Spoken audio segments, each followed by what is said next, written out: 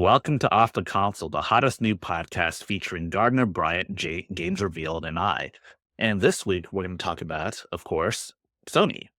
We're going to talk about their state of play, the absolute state of play that they're in, as well as some other stories like the updates to Nintendo versus PowerWorld, and Steam's new policies. What's going on with everyone?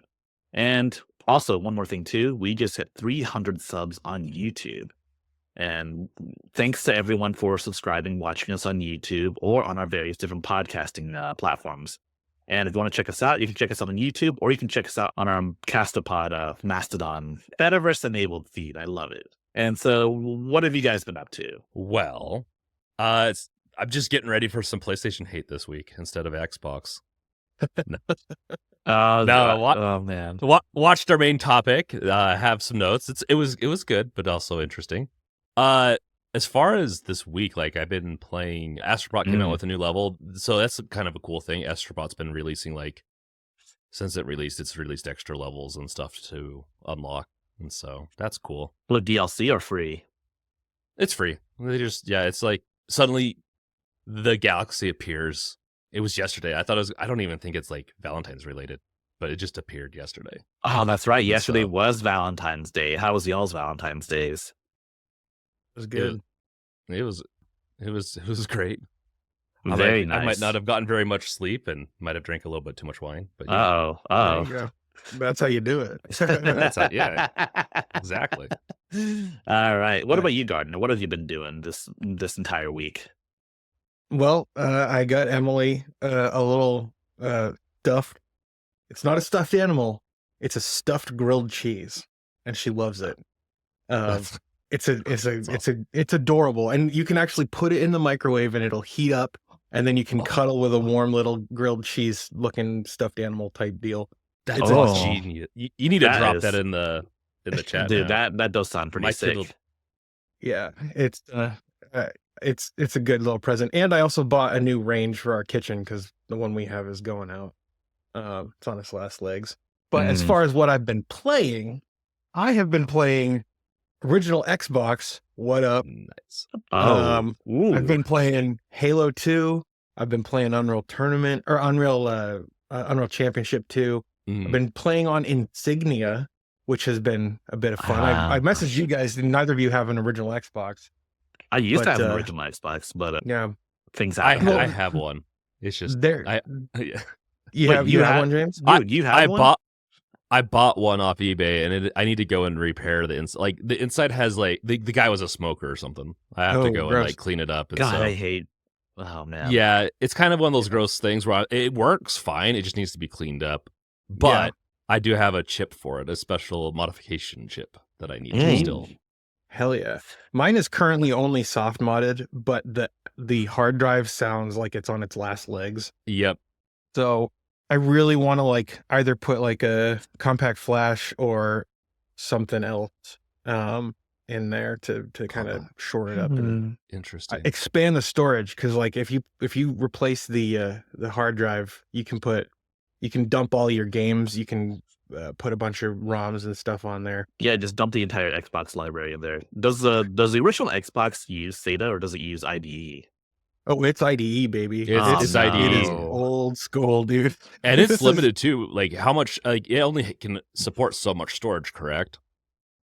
My understanding is that when you hard mod it, you have to flash the TSOP, and the TSOP flashes now support pretty much any size, but you can only have up to a 1 terabyte partition. Yeah. So there's lots of partitions on there, but you can only have 1 terabyte partitions. It's partition limited. Yeah, that makes sense.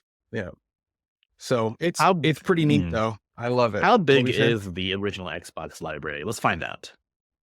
Oh, there's not a whole lot of games, but the ones that are on there are great. It's probably good. You could.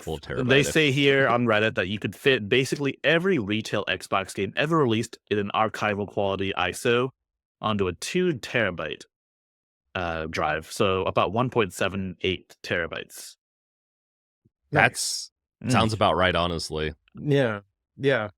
I have a whole like a whole bunch of like writable DVDs, but like many of the ISOs that I find are like, 8 gigabytes or more, and none of the writable media I have is capable of like supporting that. Did they ever make burnable dual layer discs? Yes, but I don't Yes. think it's easy. I don't I know. don't think it's if you super can common either. Yeah, that's Um, yeah. They did at one point, but Yeah. no, that's fun. Like I used to mod Xboxes all the time for friends and everyone back in the day, and did the cardinal sin of playing Mario 64 on it. Loved it. That was like the best thing. Yep. Streamed my movies or whatever I had onto it. Like it was like it was my original like before it was cool to stream stuff. Was my so that's brings the back good first memories. the first console I had experience with modding by myself was the PSP, the original one, and that was such a good modded, like, dude, it was so awesome. So besides from being able to like One of these. yes the like original 1000 model, I have a 3000 model that's still in box. I don't know why, but PlayStation, but I also have a I love modded the Vita battery. too. I have a modded Vita right Oh, here nice. too. Yeah, too. Too bad Sony never made any more of those. And we'll get to the Sony later, but oh yeah, what have I been playing? I've been playing Balatro, still trying to 100% it. Ender Magnolia. I'm gonna 100% that game too. It's probably a lot easier to do that, even though it's a Metroidvania. And I've also just been watching a bunch of the Onion videos, like from back in the day. Have you guys seen their videos? No, it's so funny. I think my favorite was it's called the situation in Nigeria is complex, and like it's like those like Meet the Press style like spoofs. The host talking about the situation in Nigeria, and then all of the like hosts don't know what the heck's going on. They're just saying a bunch of like they're trying to sound like they are talking. They're saying shit like, "Oh, the situation is complex because of the factors that are involved," or some bullshit shit like that. Like it sounds like it's just what it sounds like in real life. That's the problem with the Onion, especially nowadays. It's just you read something, I'm like, to check. Okay, the source is the Onion because I don't know if it's real or not. Yeah, you've heard of like The Simpsons like predicting the future, but I feel like the Onion is spookily more accurate. Oh, don't say that. Some of their stuff is so dystopian. Yeah, dude, it hurts because it's true. Yeah. And speaking of things that hurt, a lot of PlayStation fans were kind of hurt with this newest state of play, the absolute state of play that Sony is in. So, I know James has watched it, but have you watched it, Gardner? Dude, I tried to watch it and I was like, I had it on in the background, so I wasn't paying a lot of attention. But every time I would something would pique my interest and I'd start watching and I was just disappointed. The only thing that really excited me was the Sonic Racing Crossing Worlds. And that's only because I'm like a fan of Sega and what is it? Sega Sonic and All-Stars Racing Transformed, which is like the worst title for a game. But yeah, I like a good kart racer. So we're just gonna go down the list of. Oh, sorry. Go ahead, James. Sorry.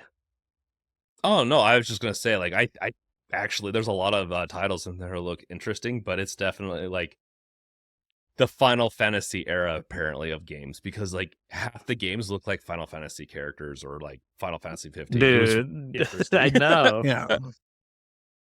So I'm gonna go to the list of games and I'm gonna like list our short opinions on them. So first and foremost, Monster Hunter Wilds. I don't think it's gonna run well on Steam Deck. Yeah, I think that's a good prediction. That's a good prediction. I mean, it looks fun though. But let's see. The next one though, Shinobi Art of Vengeance, dude. Fucking this one looked fun. 2025 is a great year to be a ninja fan. It really is. Like there's like that one really stood out to me to be really fun, but it also made me sad because this going to be on everything? Because with the problem with the state of play is that it only shows like it will sometimes say it's on PC, but always like PS4, PS5. Oh yeah, most of these are only 2 games are actually PS5 exclusives. PS5 and we'll talk about those later. But I'm gonna be another hot take. I think Shinobi 3 is the best game on Genesis, better than Sonic 3 and Knuckles. Oh, okay. I don't know about you guys, but that's what I think. Now, never Sonic tried it. Racing Crossworlds. So the trailer only had Sonic characters, but the PlayStation article mentions other characters from other universes, so to speak. So Mm. I don't know how big you guys are into Sega, but like let's take some predictions. Who do you think is going to show up? Oh, damn. Mm. I'd have to put me on the spot. I Putting mean, us on the I'm spot. gonna guess a lot of like Sega characters, like I and probably Jet Set Radio. I can't remember his name off the top of my head, but the Jet Set Radio characters. They even had like I'm guessing like a lot of the ones that were in Racing Transformed are going to be here. Yeah, probably Virtual Fighter characters going to make a comeback since Virtual, yeah. Was the guy from I wouldn't be Bayonetta? surprised. Go ahead. Was the guy from Altered Beast in the last one? I The don't Altered remember. Beast. I don't know his name. Yeah. This is the thing with Sega is like most of their characters, besides like the Sonic characters, like they're not super iconic, you know? Like there are like a lot of Sega fans who know them off the top of their head, but like I don't know most of the characters' names from most of the Sonic games or Sega games that I've. That said, since the last one released, a lot has changed with Sega. First and foremost, Sega bought Atlas. Yeah. And as such, Persona is technically Sega. So I was looking at that. That'd be interesting. I think the Persona series would be interesting to add to it. Bayonetta. Be interesting if you want to go if you want to go more mature. Yeah, and the Yakuza games too exploded in popularity too, so that's almost like a shoe-in too. But it is kind of a kidsy game, right? So it'll be like, meaning it's a family oriented. I shouldn't say kidsy. And it definitely looks like honestly, it's the first kart racer that looks like Mario Kart competitor. Partially because it looks like Mario Kart, I'll be honest. It looks so similar to Mario Kart. Dude, I don't know if I agree with that, honestly. Like it looks to me like it's this weird kind of mishmash of like cartoony, but then they have like realistic textures in some of the roads and stuff, and I'm like, I don't know, like some of it just looks a little like N64-ish, where like they didn't really have a coherent art style for like Mario, so like they brought in a bunch of like mishmash textures. I don't know. I could be a little bit too critical, but I think some of it looks a little funky, like especially when it transforms into the like prehistoric world or whatever. Yeah. Like a lot of that looks a little too photoreal. I want it to be more cartoonish. I think that was the point, is that it's universal, right? It's like the multiverse kind of thing. So it's meant to have like, that's what it kind of looked like. So depending on what universe you're in, it's going to have different details and stuff, which if it's like that, I can respect it, but I agree. Like if it starts to mash things in a weird way, it could be really off-putting. There was another game though. There was another game that had this kind of issue. It was a Jump Force. It was like a crossover all the Shonen Jump characters like Dragon Ball Z, Naruto, One Piece, Bleach, all the new ones. But the problem was that like you know what anime looks like, but like they had this like weird photorealistic style. I'm sure you've seen it. I'm sure I have too. There's so many games. Terrible. The game looks horrible. But I mean, I have more faith that Sega will do right. I mean, especially if, the theory that, it's like a multiverse, like some of the universes that are meant to look more like the photorealistic games. Yeah. Or photorealistic and like, I think it looks good. I think honestly, I'm shocked that it looks like it's going to be a real competitor to Mario Kart, in my opinion. Like, meaning I think this will actually sell well. Just in time for Mario Kart 9 or whatever for the Switch 2. We'll see. We'll see. One of the things that I like about this game is it has the different type of racing stuff. Like you have the flight and the boating as well, which I love that. I mean, one of my favorite games of all time is Hydro Thunder Hurricane for Xbox 360. I don't know if you guys ever played that, but it's just straight up boat racing, and Racing Transformed has some similar physics when in the boating section. So I really love the boating stuff, and Mario Kart has never done anything like that. That just makes me think of Wave Race on N64. Wave Race is good too. Yeah. But I love that. I don't know why, but I really love racing games. Like I'm, and do you have like one of those $1,000 like racing setups? Multiple $1,000 racing? Man. I have like a $600 racing wheel setup. Dude, it's time to like quadruple the budget. I built it specifically so that someday I could put that on like a whole like simulator where it tips you back and pushes you forward and stuff. Like I really want that. Dude, you gotta get one of those like vibration, like I don't know what they're called, but like the haptic feedback motors where like if you crash, it like makes it seem like you crashed in real life. Like, jerks your head forward. One of the things I want is to have like the whole rig, so like you sit in a chair and the screens are on this whole gimbal that can tilt you. So if it tilts you back, it's like you're accelerating. If it tips you forward, it's like you're braking or crashing. It's really neat. Dude, I want one of those. I want to do the same. Yeah, I kind of want to do one of those. I want to build one from scratch. I kind of want to do one of those, but like, you guys ever heard of a game called Steel Battalion? Mm-hmm. Yeah. For the Xbox? For the original Xbox, yes. Yep. The problem is finding expensive. Yeah, because it requires a $300 controller with like 60 buttons or so. I haven't played it, but I've wanted to play it for so long. I remember selling that at GameStop. It was like when we got it in, I was like, what is this? It was crazy for its time. Dude, they'll never make another game like that again. All right, so before we wrap up, so Sonic Racing Crossworlds, Steam Deck, yay or nay? Yay, with potentially some tweaks. I mean, it says it's coming to PS4 as well. What? So shit. Yeah. That changes things. I'm gonna go and say yay. I'm definitely gonna say it's gonna work on the Steam Deck for sure. If it's a racing game, especially if it's not like hitting for realism like some of the racing games do, it's an arcade style, then most likely you can get it to work on the Steam Deck. Yeah. All right. The next game is Digimon Story Time Stranger. So I haven't seen Digimon since like season 3. I think that was like Digimon Tamers or something like that. That was on TV. So I don't know anything about Digimon these days. My kid's into Pokemon, so I know Pokemon and I don't know Digimon. Yeah. It was interesting though. The RPGs look pretty slick though. The new ones they've been coming out with. Wow. But the big question is, when is PowerWorld going to start making Digimon-inspired pals instead? That would be awesome. Like an expansion pack. Dude, I would call it.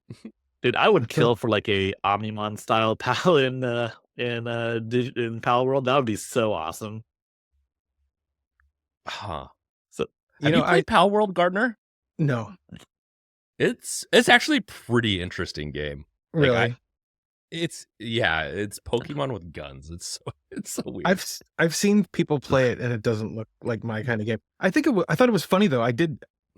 When I first saw PalWorld and some of the characters, and I was like, people are saying this ripped off Pokemon, but these look more like Digimon to me. Dude, people used to call Digimon Pokemon with guns because like half of the characters are guns, and there's a Digimon that's like almost entirely guns. Gundramon, I believe it was. Nice. Digimon. At least it's original. Yeah, it is. And Digimon Story, I think it's going to run well on Steam Deck. I have no reason to believe it wouldn't otherwise. Yeah, that would be surprising if it didn't, but you never know how, like, they could be trying for the unoptimized Olympics, I guess. Oh, God. Lost Soul aside, one of the many Final Fantasy looking games on this in this list? It's so hard because they all actually look fairly decent.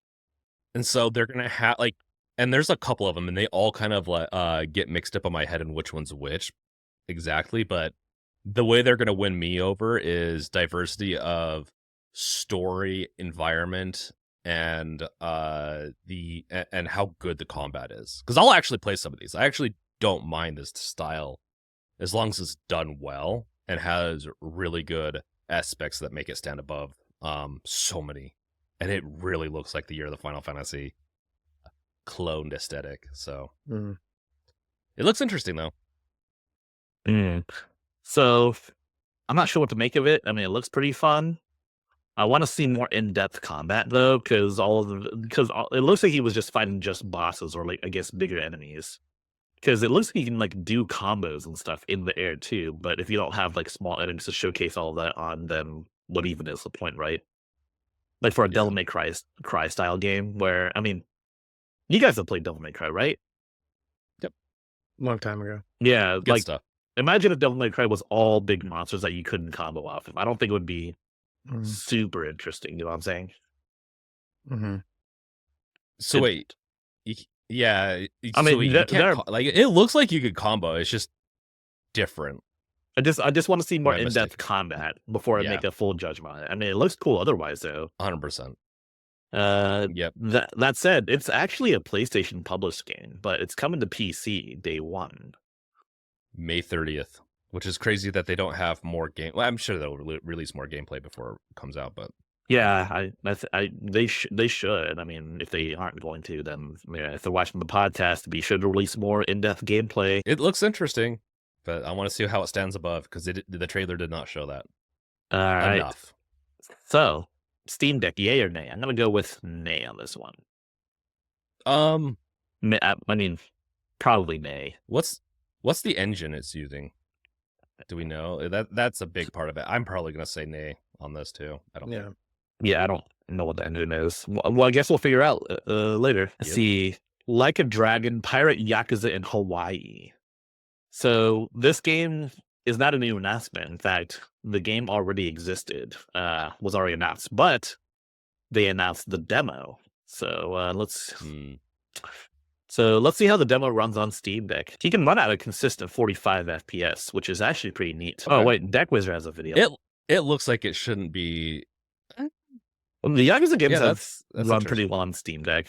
Yeah, they have, and so if it's using the same engine, then it should run fine.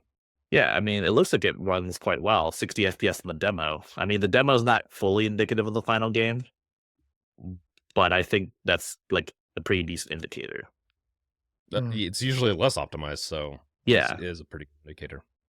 Okay, and so we're gonna go on Whim and say yes, that looks like it'll run on Steam Deck.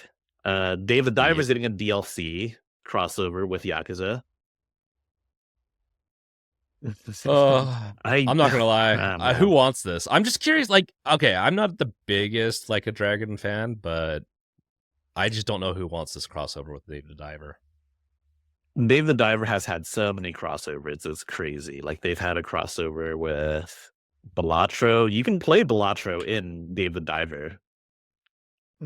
Like I don't think it's like a full version of Balatro because that'd be kind of insane. They've also had a crossover with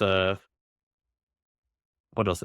They've done it with Yakuza, of course, naturally. They've also done it with Dredge, which actually makes sense, and Godzilla.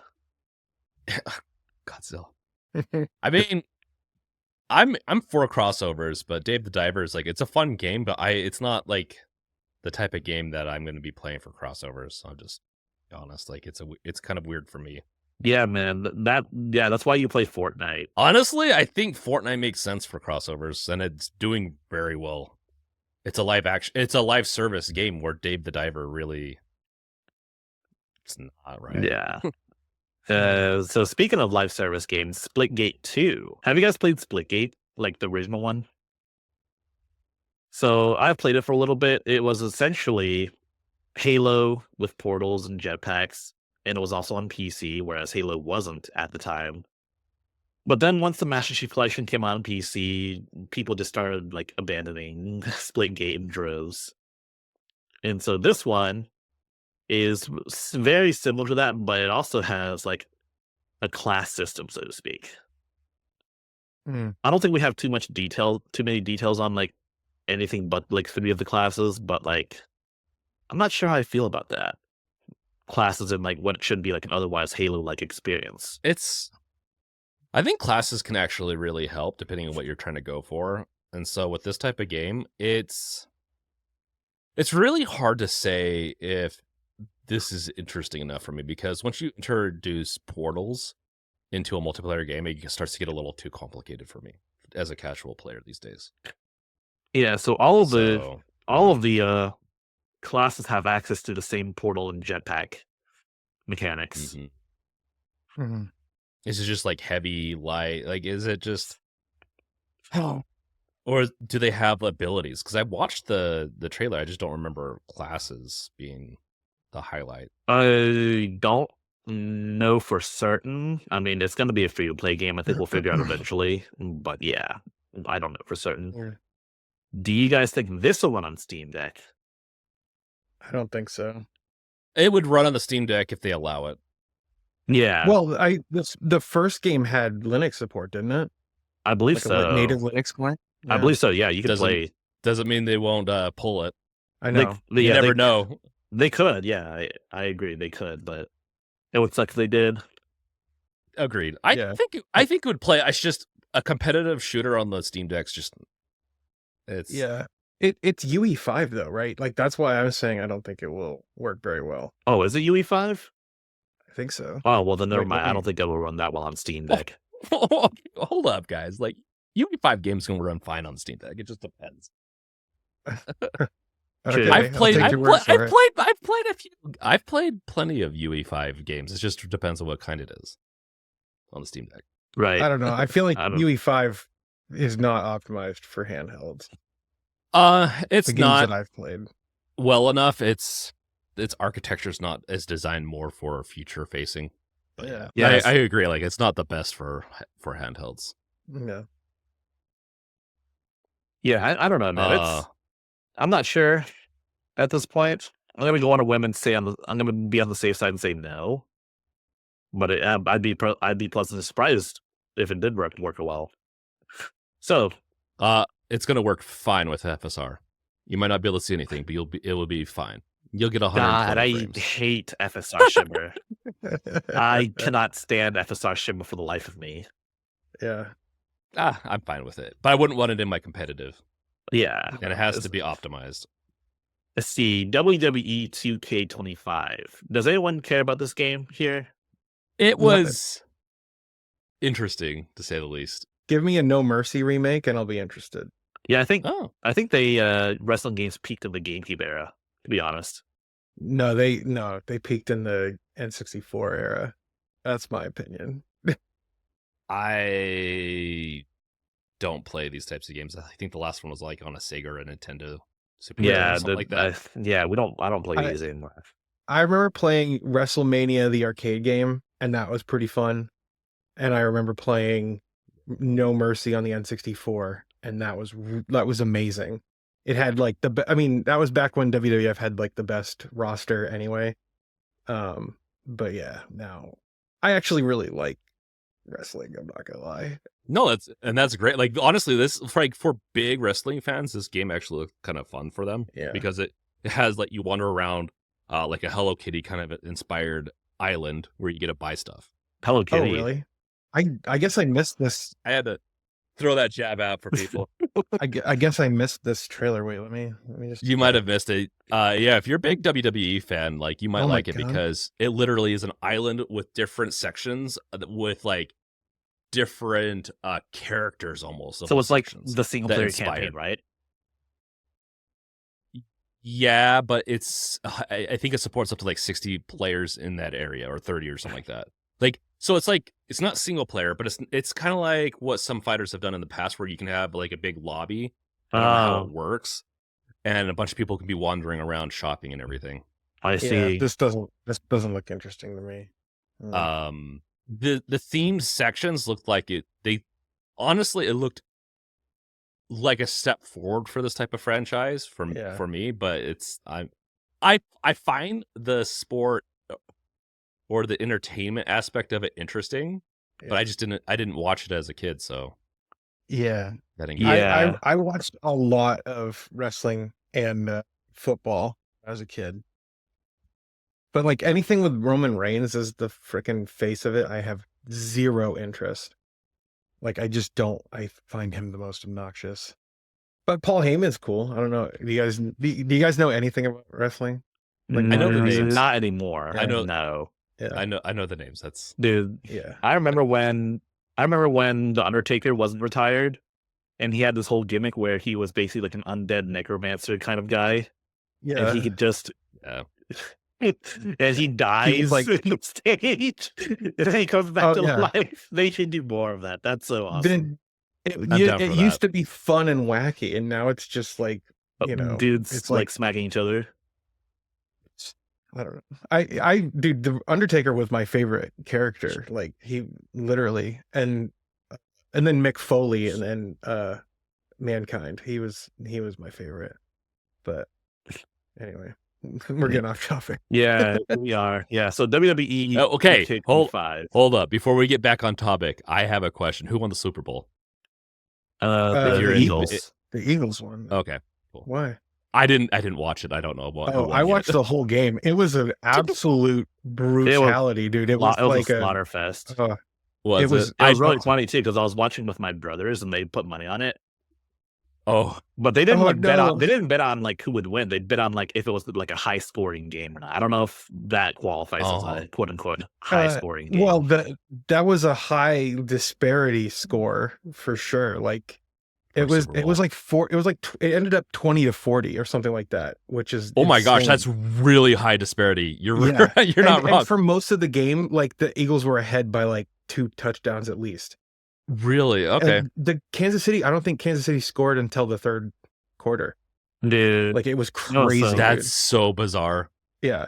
Dude. Well, the Eagles defense was crazy. They sacked the Chiefs quarterback like 6 times in the game. It was insane, dude. And then Mahomes threw 3 interceptions. It was anyway, sorry. No, you're good. My family is big into football. Yeah. And I don't care. I like the commercials, but this year I didn't even pay attention.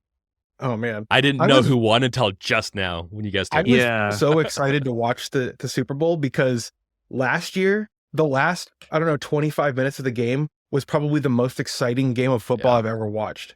And then I was like really excited because the Chiefs were back and the Eagles were doing well this year. And then the Eagles absolutely slaughtered the Chiefs. And I was like, how is that even possible? But it was fun, even though I was cheering for the Chiefs because I used to live in Kansas City. But dude, it was anyway, sorry. Dude. No, that's to be honest, I'm not really much of a sports watcher, neither of my brothers. But when there's money on the line, they'll watch it.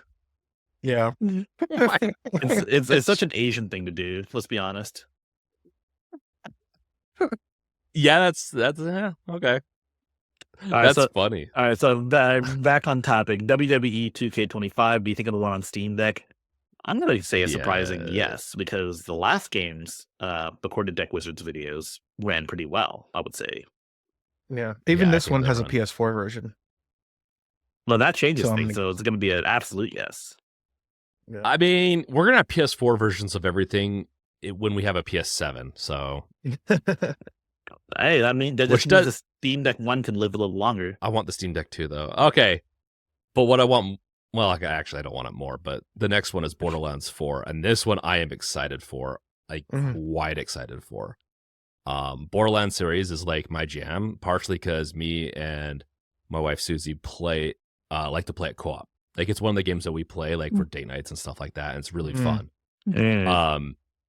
And we really liked 2 and 3. We really had a fun time playing through all of it. And Borderlands 4 looks like an upgrade in every way, except for I have no freaking clue what's going on in the story in it. So, and they really got to do better with these trailers of actually like, instead of showcasing like or like revealing too much, but at least showcasing something that's like a good hook. and I just haven't been seeing hooks as much lately with trailers. Well, the art of making a good. Oh, sorry. Go ahead, Gardner. I was just gonna say I'm not a huge Borderlands fan. Like I've played it a few times, but I will applaud them for actually having an art style and sticking with it and not being afraid of having an art style like a lot of games nowadays. So I will say, making a trailer is a bit of a lost art, especially one that hooks you in without spoiling too much, because they've been spoiling like plot points for things for a long, long time. Like the new Captain America movie. So everyone knows, if you watch the trailer, that Harrison Ford turns into the Red Hulk. But in the movie, that's supposed to be like a third act twist. So yeah, spoilers. So spoiler alerts if you haven't watched the movie, or I mean, the trailer. The trailer. Sorry. The trailer. If you haven't watched the trailer, and that really pisses me off. So yeah. I really hate that type of stuff. You got to have some like if you're gonna. It makes it so I don't want to watch it. I'm like, okay, cool. I can watch it from my home now. Like I don't have the surprise. If it's a movie, if it's a game, if you don't have a hook for me, like a very intriguing what makes your game different, then I'm not going to buy your game. I'm going to wait for reviews or maybe just pass on it because there's so much competition nowadays. And Borderlands 4, the name alone is going to get me to buy it, but the trailer didn't give me a big enough hook. Now, that being said, they upgraded. I didn't know how they were going to be able to upgrade this art style of like cel-shaded cartoon-esque look, but they did. They added, like, it made it more edgy. I don't know what they did with the shadowing around the edges, but like it looks like a true upgrade to what Borderlands has been in the past. Yeah, because like Borderlands 3, despite being a generation ahead of Borderlands 2, kind of mostly looked like Borderlands 2. Which is not a bad thing. Yeah. Not a bad thing. Borderlands 2 was really good. But it didn't look super next gen. And this game does. Also, one more thing too. Let's talk about the writing in these games, because I remember Borderlands 2 was really funny. But then I read that one green text post from 4chan about Gearbox's writing. Have you read this? Oh my god. 4chan? Okay. It's I don't take much credit for 4chan. Hold on. Gearbox writing green. Okay, so no, but this one's actually super like accurate and on point. Let's see, here's what they said. They said, "I can't stand the writing. It feels like it gives work with every Gearbox game. They can't go one line without stuffing it full of ironic observations as their form of jokes. Like they have an insecure 12-year-old filter for everything." All right, so normal line. "If you can get some fuel canisters, then I can reactivate the main generator and get our shields back up. I'd mark the objective on your map." All right, that's normal line. Gearbox line. "Hey, buddy, great job killing all those mutants and all. You're really good at that. Shooting things, that is. One problemo, though. It turns out a bunch of monsters on the planet are going to tear our eyes out if we don't get that shield back up. And this is just my opinion, but that's going to suck. Not having eyes sounds terrible. Like, how am I supposed to read my collection of bodacious space babes without flipping eyeballs? Here's my brilliant plan that I got written here on this napkin. There's this generator thing. You follow me? And it needs gas. Who knew? So maybe you can go out and fetch some canisters, and then we can get the generator running, and then the shield will go back up, and we won't get horribly viciously murdered. Doesn't that sound great? I know, right? So since I did most of the work with coming up with the plan, I was thinking you can do the last step and get the canisters. If you see any monsters, shoot them in the face or something. Oh, and one more tip, try not to get killed. That'll put a wrench in this plan. Metaphorically, that is, not literally. I hate when people misuse the term literally. It drives me figuratively insane. Anyways, I'll just be here cowering my bunker while you go do that. Go team badass. Yeah. So, is that an actual quote from the game? I don't think so. I think it is, isn't it? No, it's not. Like, that sounds like, I'm not sure. Honestly, that sounds close to what would it be. Here's my thing, though. Yeah. And this is, okay. Are you going to play a game with that first content, like with that first text, like that first story bit? No, you're not going to play someone that says, like, I've played games like that. They suck horribly when they're too to the point. You got to have some character. That being said, Borderlands takes it a little too far at times. And you saying that, high tech, definitely, I'm like, is that from the game or not? Because they have some characters that have that like bodacious style of talking, and it's fine, but they go too over the top. They go too far, and that's the problem with them, is that they gotta rein that in a little bit.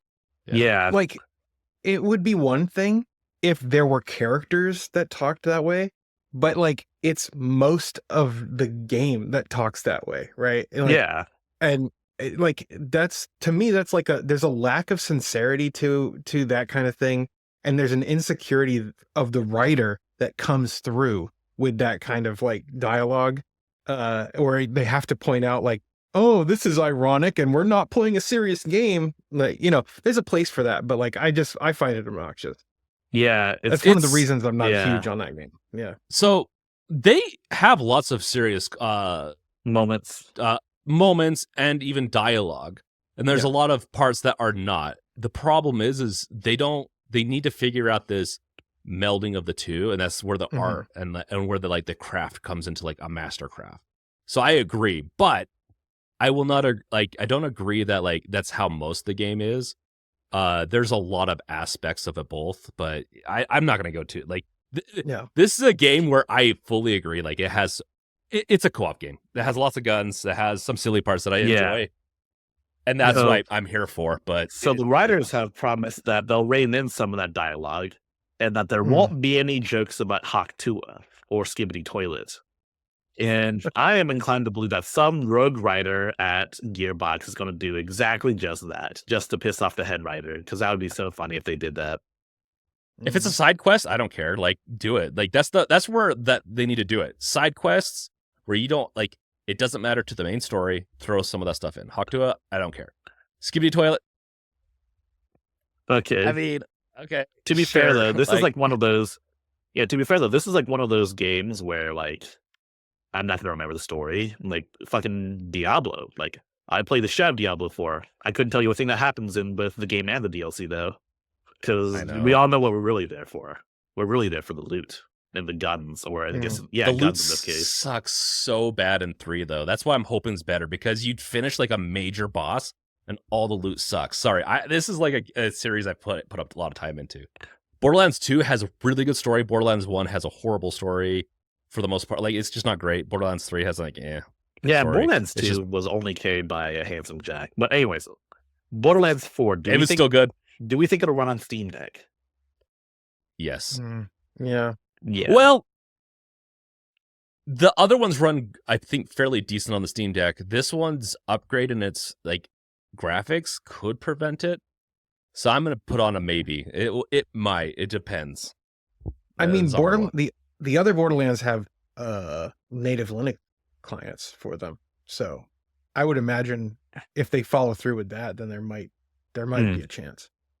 It really depends on the engine. The other ones are all using Unreal, right? Like it's gonna be Unreal 5. Yeah. That's probably one of the reasons why it has it looks better, but it's Unreal 5. So yeah, so I'm fine. I'm gonna go on yes. Because it's not like super graphically demanding, so I'm just gonna go on a web and say yeah. Now, Split Fiction, the newest game by Joseph Fares, the guy that said "fuck the Oscars" at the Game Awards like a number of years ago. So, thoughts on these games? So thoughts on this new one? I'm not sure. I'm not sure. I'm feeling this one, to be honest. I mean, the woman in the blue Mega Man armor kind of turns me off a little bit from the game. Just for like she looks like she's Mega Man. I don't know. Dude, Mega Man's awesome. We were gonna talk about Mega Man last week. We ran out of time. No, nothing against Mega Man. It's just like I don't understand the art style here. The art style is that there's multiple, so it's Split Fiction. So one of them is a fantasy writer, the other one's a sci-fi writer. So you're going in and out of their different stories, and I actually really like that concept a lot, and it's co-op. Yeah. So they're the same guy developers that made It Takes Two. Dude. Which is a really good game, actually. Yeah. I couldn't get past the animations in that game. I played it with Emily, but the animations were all like mocap, like backyardigans looking bullshit. I was like, why? It's definitely... Yeah, it can be a little frustrating for me. Anytime I can get a co-op game to play with my kids or my wife, I'm here for it. So I want to support it by I want to get it like day one because just to support the vision of having Good stuff. Yeah. this type of thing. Yeah. I mean, it is interesting. One of the things I like about these games is that when you buy one copy, you can also like share it with someone else, so to speak. Like not like family sharing, but like the other person can download like a demo version of the game that connects to like the full game itself, and you can just play off of your copy and not have to buy two copies. And I think it'd be kind of bullshit if you had to buy two copies of this game to like play it with someone online, especially if it's There's like a lot of games that do that though. There's there's a lot so of games many that do that. But this game is like mandatory co-op. Like you need to play with two players. Yeah, I think that's true. That is a little different. When I guess that does make it a little different. I like it. I think it's a good trend what they're doing. Down for it. Yeah. So Split Fiction, I think it'll run well on Steam Deck. Yeah. I think you're right on that. The only good thing EA has done is well, not the only good thing, but they've been financing his games, EA Originals. Let's see, Directive 8020, the newest game by the guys that made Until Dawn. So this one's supposed to be like a survival horror game, but in space. So, is there any gameplay in this really? I don't think there was much gameplay, which I don't with this type. No, Until Dawn is like almost a point and click like adventure, right? It's it's like a Telltale. Sorry, it's like a Telltale game. Yeah. I really liked it, but I'm a big horror fan. I really liked Until Dawn. I thought it was really fun and the different paths you can take. This one really jumped out to me. I'm a big sci-fi space person. And so I'm excited for it, but very cautious because I want to see how it's going to play and not just the cutscenes. Yeah, because I think a game like this, especially when it's kind of like Among Us, where you can't trust your crewmates, you don't know who's real and who's an imposter. I think a game like that does deserve to be like an actual game and not like a Telltale game, in my opinion. Yeah, well, and it's weird that it's set in the same universe as what is it called? It's not Until Dawn, but it's set in the same universe as a bunch of other games that they have. I don't know either, but it's interesting though. I thought Supermassive Games was owned by Sony, but apparently not. So Until Dawn was just like an exclusive that Sony like financed or like paid for the rights to publish exclusively. I don't know, but it's on PC day one. Nothing about Xbox, but it could probably be on Xbox because it's not published by Sony, as far as I'm aware. Oh, it's a Dark Pictures game, meaning it's set in the Dark Pictures universe, which that was a whole thing that I knew about the games, but I didn't realize that they were all connected. I'd have to look into it more, but Dark Pictures, is that not the thing? No, I'm thinking of something else. I'm thinking of a different. The Dark thing. Pictures anthology. It's like I'm thinking of the Dark Universe. That have you guys seen the Tom? Have you guys seen the Tom Cruise The Mummy remake or remake or whatever, the reboot? No, but I know what you're talking about.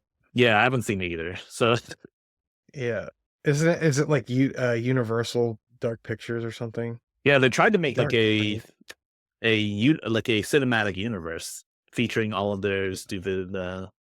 They even had Russell Crowe as like a Nick Fury type. Yeah, it's stupid from what I've seen. Apparently, the trailer for that one movie, The Mummy, they uploaded it at first without any audio except for like one track. They didn't upload the like track with music or sound effects. They just had like character, like the dialogue. And if you have to watch it, but like you can hear Tom Cruise's scream, and it's the funniest thing I've ever heard. I don't know why.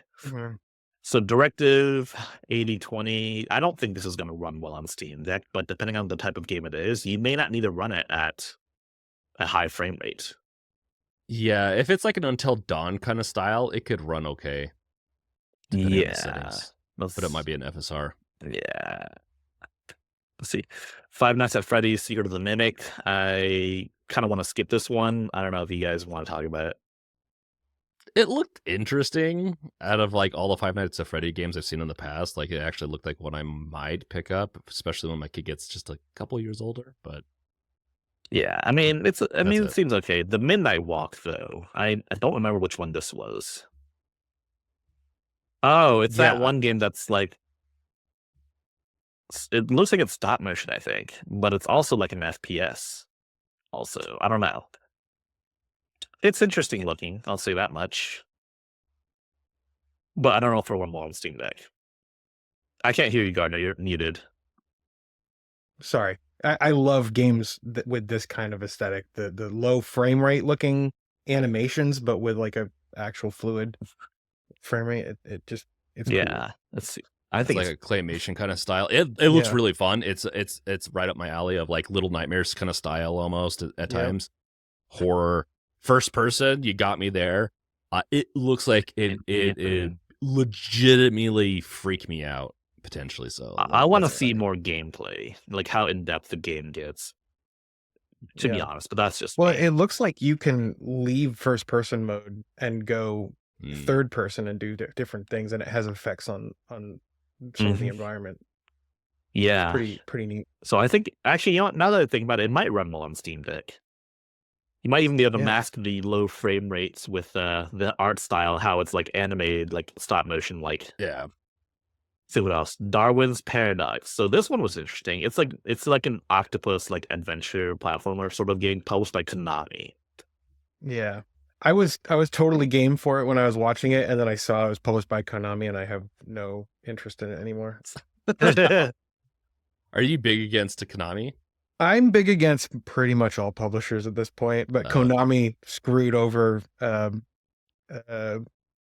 on his name, but Kojima, yeah. And I was just like, after that, I was like, screw Konami. Yeah, they just fucked over Konami and basically killed off the Metal Gear franchise. Hell, they killed off basically all their franchises for Pachinko. Yeah. Well, they've got Metal Gear Delta or whatever coming out.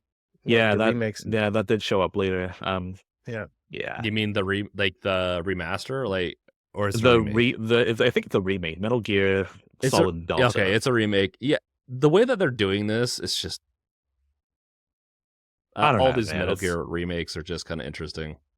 Yeah. I love Metal Gear, but I mean, don't get me wrong. I think Darwin's Paradox looks cool. Like, I'd actually like to try it, but I'm just on principle, I don't want to. Yeah, Konami's gonna have to do a lot to bring back their trust, the trust that they used to have. Because they basically abandoned everything for Pachinko, and then the pandemic happened, and no one was going to casinos in Japan, Pachinko parlors, and so they had to go back to re-releasing their games on PC. Which I will say, I don't think Gardner's gonna like this, but I did buy the Castlevania DS collection because those are like some of my favorite games ever made. I mean, we're supposed to stand strong. We're supposed to stand strong. You're not supposed to buy stuff. Hey, I did. Last week I bought that's right. Sims you bought an EA title. Games. Yeah, which is a no. But you know what? Those games I really wanted. I have. Okay, yeah. With these game companies, there's a couple. I just, if it says EA, if it says Konami, if it says Ubisoft, I'm kind of turned off, and only will buy a game if it's in a franchise I already love. So if EA wants to make money from me, make another Dead Space. Yeah. That's all that easy. It really is not that hard. Like, you have IP that is really good, that you have fan bases in, and you don't need to pump hundreds of millions of dollars, and you'll get a reinvestment back. Like, it doesn't. Get some good analysts, guys. Get some good analysts. That's all I ask. Give me a new SimCity. Give me a new Command and Conquer. I'm here for it. Right. But, you know, exactly. They won't do it. See, EA, you have these two that want to give you guys a buttload of cash for games that they want to play that you guys own. I'd kill for $100 right here. I'd kill for a new Mercenaries. Mercenaries. Okay. Yeah. It's been a long time. Yeah. Let's see what else. And so Darwin's Paradox is probably going to run well on Steam Deck. Yeah, I think it's going to run decent. I think Warriors Abyss, which is next, is going to run. I think it doesn't look like it was too intensive. It was a roguelike Warriors game, which didn't excite me at all. I don't care about the Warriors series. It looks more like a it looks like Vampire Survivors mixed with Dynasty Warriors. Honestly, it kind of makes sense when you think about it. No, it makes sense, but it's not my style of game at all. That's fair enough. Yeah, I mean, we'll have to see. And I think it'll probably run well until like you know how Vampire Survivors runs really well, and then like towards the latter half of a run, it runs like shit. I don't know. Like I know Susie, she plays it on the Steam Deck, and I don't know if she's ever had issues. I think they fixed that issue, but like very early on the Steam Deck's lifespan, Vampire Survivors, when you get to like the end of a run where there's like 1 billion enemies coming at you, it like lags like crazy. I think you're just calling my wife really bad at the game. Calling my wife out. No, that's interesting. I feel like any of those games, once they like, if they don't have a cap on enemy spawns and all that, and they don't have a good controls on that, could get really bogged down on the Steam Deck. Steam Deck, once you throw a certain amount of things at it, its CPU fails hard. Yeah, really hard. Yeah, that's what I was thinking though, because like a lot of RTSs are CPU bound, and while a lot of them are older, a lot of the ones that most people want to play are older. Like there are some newer ones from indie developers that come out, and like I have to question if they run well on Steam Deck. Yeah, I know they're a good fit because of the trackpads, but like the performance, man, like the performance, it's not even a turn-based game like Civ. It's a real-time strategy game. Yeah, I don't know how to say. All I know is Onimusha 2 and Onimusha Way of the Sword, which one's a remaster, which is interesting that they went with remaster instead of a remake on that one. I feel like it needed a remake. And then Way of the Sword looked interesting. Like they both like I quite like Onimusha. And so I'm excited, but there's so many games coming out. I don't know if I'll be able to commit to playing these. Yeah. Onimusha is an interesting one because it has the old one has tank controls. Like it's like Resident Evil almost. A lot of games like during the PS2 era from Capcom were basically kind of like Resident Evil. Like Devil May Cry 1 was kind of like was kind of more like Resident Evil with like the puzzles and shit. It was, but the hack and slash made up for it. Yeah, definitely. It made it still fun. Like if it didn't have that, Devil May Cry would not have succeeded. But yeah, it definitely had the fixed camera angles. You know, Devil May Cry started out as a Resident Evil 4 prototype. I think I knew that. That sounds familiar. Yeah, like it started out as Resident Evil 4, but then there was a bug that would let you do combos in the air. And so they just turned that into a new game franchise. Combos in the air. They invented the hack and slash. No. Dude, I don't know. Hack and slash is such a weird genre name because, like, it could refer to a number of things. Like, some people can refer to Diablo as hack and slash, or like Games of Champions of Norath on the PS2 as a hack and slash. But then you have other games that are considered hack and slashes, like Ninja Gaiden or Devil May Cry, and those are like completely different games compared to like Diablo. So I don't know, man. It's a really broad genre name. It is. So yeah, so Onimusha 2 definitely gonna run on the Steam Deck. Way of the Sword, though, I'm a little less optimistic about, given Capcom's recent releases haven't been running that well on Steam Deck. I will admit I'm still a little salty about Dragon Sunman 2 not running well on Steam Deck. I don't think game companies are like obligated to make sure it runs well on Steam Deck right now, but yeah, I'd like of course to see them start going that route. I definitely want to push the industry that route. I hope that, you know, with the Steam Deck being a proven name, that like developers will move heaven and earth to try to get their games to run well on the Steam Deck too.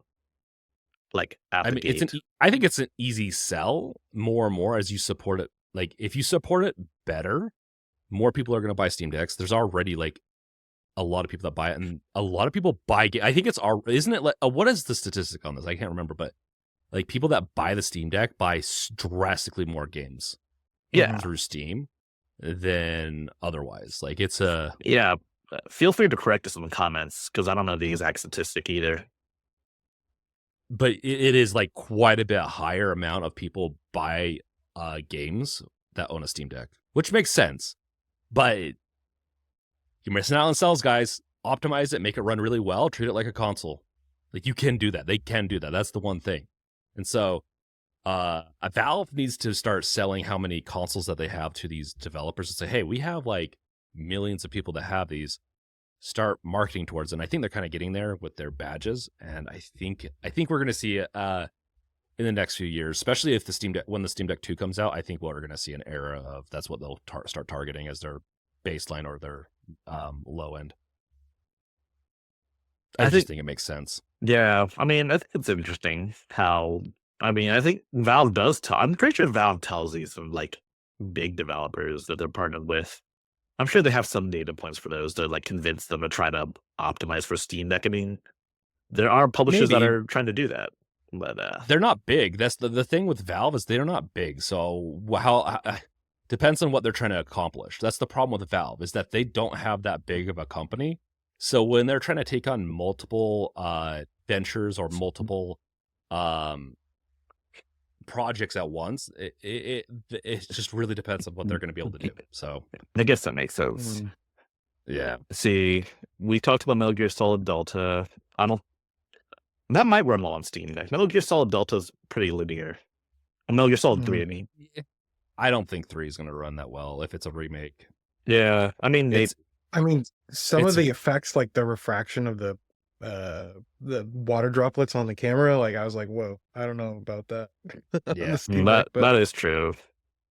Yeah. Let's see, but if you want to play them on the Steam Deck, just play the originals, right, through emulation and stuff like that. Yeah, or the collection, I believe, has, because the I believe the original Metal Gear Solid games actually used the pressure sensitive buttons on the original PlayStations, and they can kind of make it difficult to play like on a modern system because no modern controller has pressure sensitive face buttons.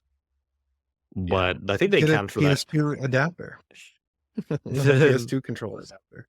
Yeah, but they did account for that in the remaster if you're interested. So I guess that might be a good way to play on the Steam Deck. I see. There's also Hell Is Us. I don't remember which one this was. It's a horror game. It looks interesting. But wait, is it a Souls-like? It is from. Is it the same? I think it's. Is it the developers of Returnal? No, that's a different game. That's a different one. That's on the list. Yeah, there's a one from Returnals. This one looked interesting, but once again, I just need more. It was a dystopian, like it's a dystopian, kind of like apocalyptic world that has a Mark Zuckerberg like character in it. That's all I. It looks interesting though. It looks. Okay. It looks interesting. It looks very freaky. I love it. It's horror-esque. It's just, I don't know. I'm excited for it. We'll see. We'll see. It's really hard because with all the trailers, almost all the trailers I've seen, I'm just not fully sold. And partially because I've been burned enough in the past of like, these look cool, but I don't truly know what they'll be like. Yeah, that makes sense. And speaking of Souls-like, Lies of P is getting a DLC. And so I've heard a lot of great things about Lies of P. I've heard it's probably the best non-From Software Souls-like. Because, okay, so this is going to sound like a hot take, but I don't think but to be honest, I think the only ones that have made good Souls-like so far are the guys that have made Dark Souls games. You know, From Software. The guys that made the fucking genre to begin with. I'm the opposite. I think they make horrible Souls-like, and I think everyone else makes them better. I'm kidding. That's a hot take. Now that's a hot take. Okay, honestly, I kind of believe that, except for Elden Ring. I think that's the only one that's an exception. I think the Souls games are just overrated.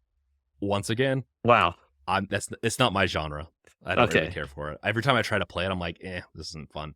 And I've played other games that are more fun that are like Souls-like. So, Lies of P looks really good, like fun. I wanted to try it, but Lies of P. I still need to try it. I've heard it's really good. Yes, DLC is coming out, and we already know Lies of P is Steam Deck verified, so we can move on to Dreams of Another. This one is actually one of the few exclusives, from what I understand. It's not. It doesn't have a PlayStation. It doesn't have a PC entry on Steam. Interesting. Dreams.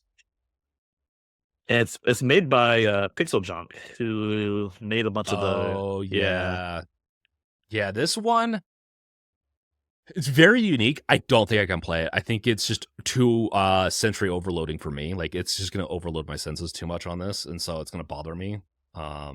Yeah, so which I don't normally say. It kind of looks like one of those. It kind of looks like a voxel game almost.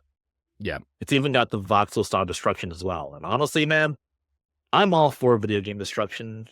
I was hoping like next gen games would have more video game destruction instead of fucking better graphics where that doesn't happen. I don't know, man. The Unreal Engine 5 does a really good job with destructive capabilities. It is a little taxing, so you have to scale down your graphics a little bit, but the performance is there. It's just no one wants to do it for some reason, and it really pisses me off. The tools are there. That's what's crazy. The tools are there because it really is not that hard to use the destruction engine in Unreal 5. But the problem is boundaries, I think. I think people don't want to have to deal with stuff being destroyed or having boundaries, so they go outside of the game boundaries. Because if you try to draw too much, you overload the system, and it's a balancing act. But I want more. What's that Mars game? Damn it! Is it Red Faction? Red Faction. I want more Red Faction. That's the best part about it is that you just destroy everything. You just have fun doing it. Yeah, they should make another Red Faction, but did EA publish that? I don't know. Some big company. That's why we're not getting more, because it's not a live action game or a live service. I mean, let's see who owns it. THQ owned it. THQ does, yeah. And Deep Silver now owns it because of THQ's implosion. So, Deep Silver, you know what you need to do. You know what you need to do. Let's see, Days Gone remastered. I don't know if this game needed a remaster, to be honest. It didn't, and this is probably the thing that pissed me off the most and knocked the whole thing down a little bit, is that the Days Gone creators really want to make a Days Gone 2, like the OG people there. And they're making a remaster that doesn't need to even be done, and everything they're adding to it doesn't look that like. I loved it. I 100%ed Days Gone. The aspect, because I'm a big zombie fan, the aspect of how you're on a motorcycle and just everything about it is a very unique game in a genre that's oversaturated at times. This didn't need to remaster it. It needed a second one. And so I think this is going to just do okay. I don't think it's going to really do that well because it's too soon of a remaster, right? So like, I think it's an interest check problem. I think it's an interest check because I don't think many people bought the original game, at least compared to a lot of the other Sony exclusives. And I will say fair partially because it did not do well day one, but because it's a new franchise, sometimes that happens. It did, I think, a lot better as time went on. Like it did a lot. That's fair enough. So I will say the remaster is only $10 if you own the PS4 original. So you're not having to buy a $50 game. Yeah. Which is nice. I do respect that. And it is only $50 if you haven't bought the game on PS5.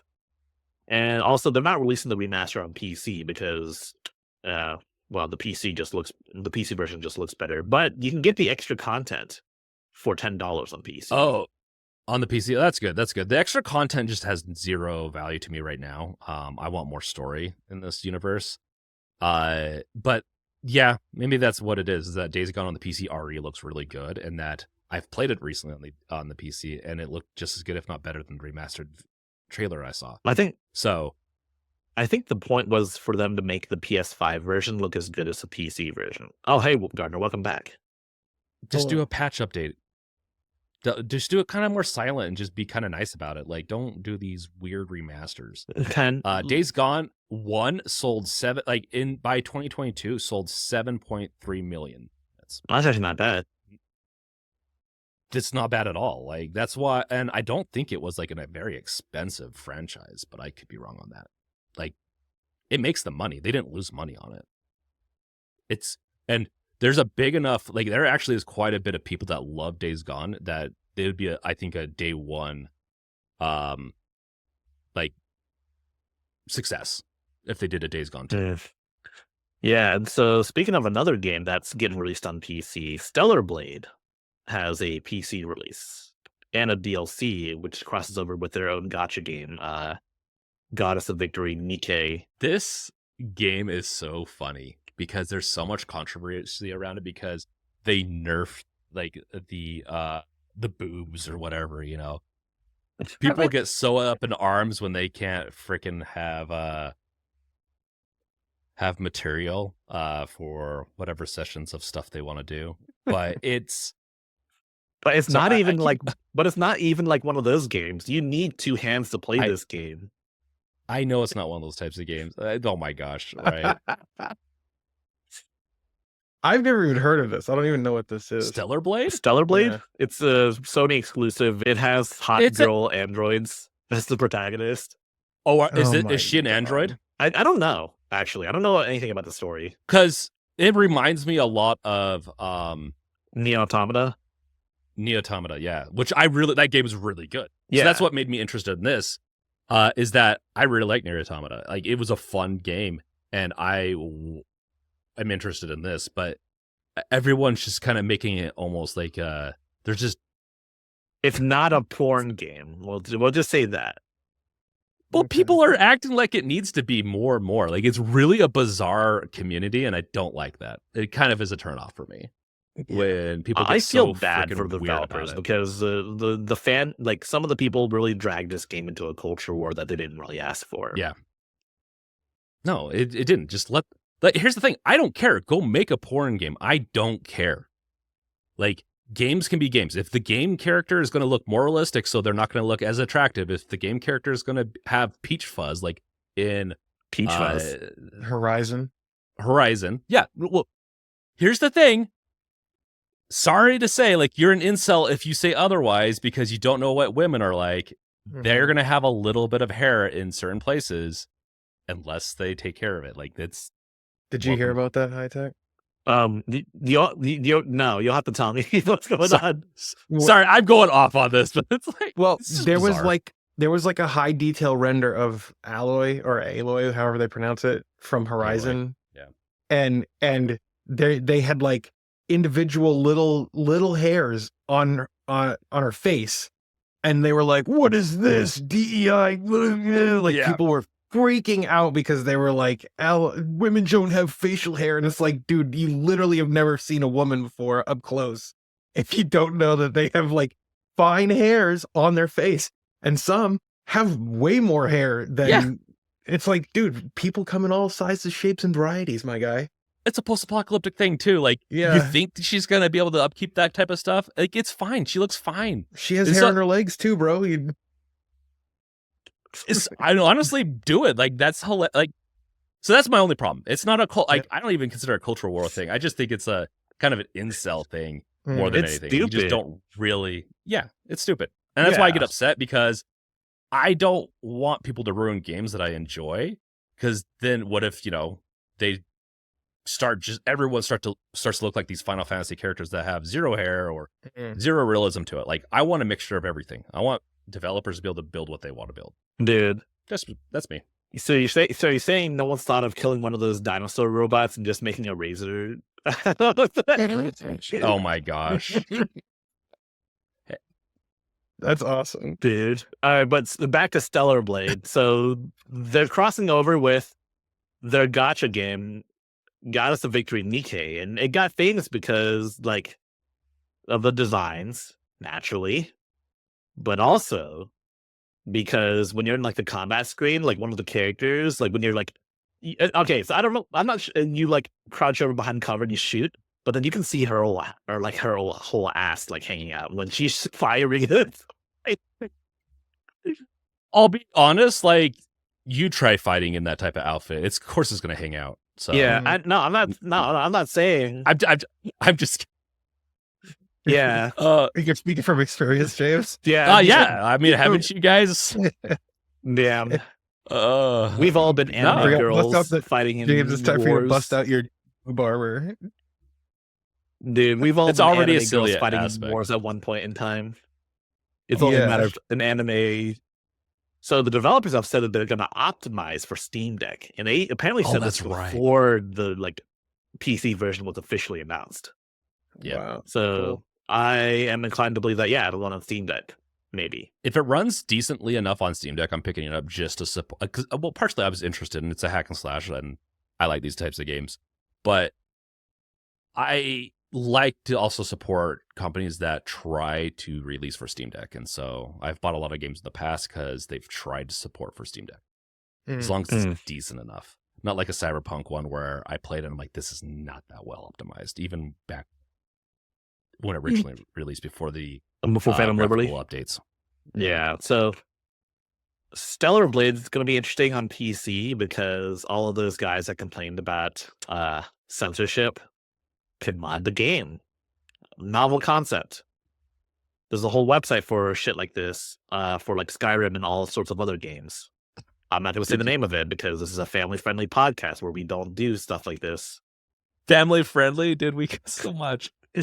But yeah, no, I agree. We don't need to mention it. But I don't think it's going to take much to type it in Google. To Google. Yeah.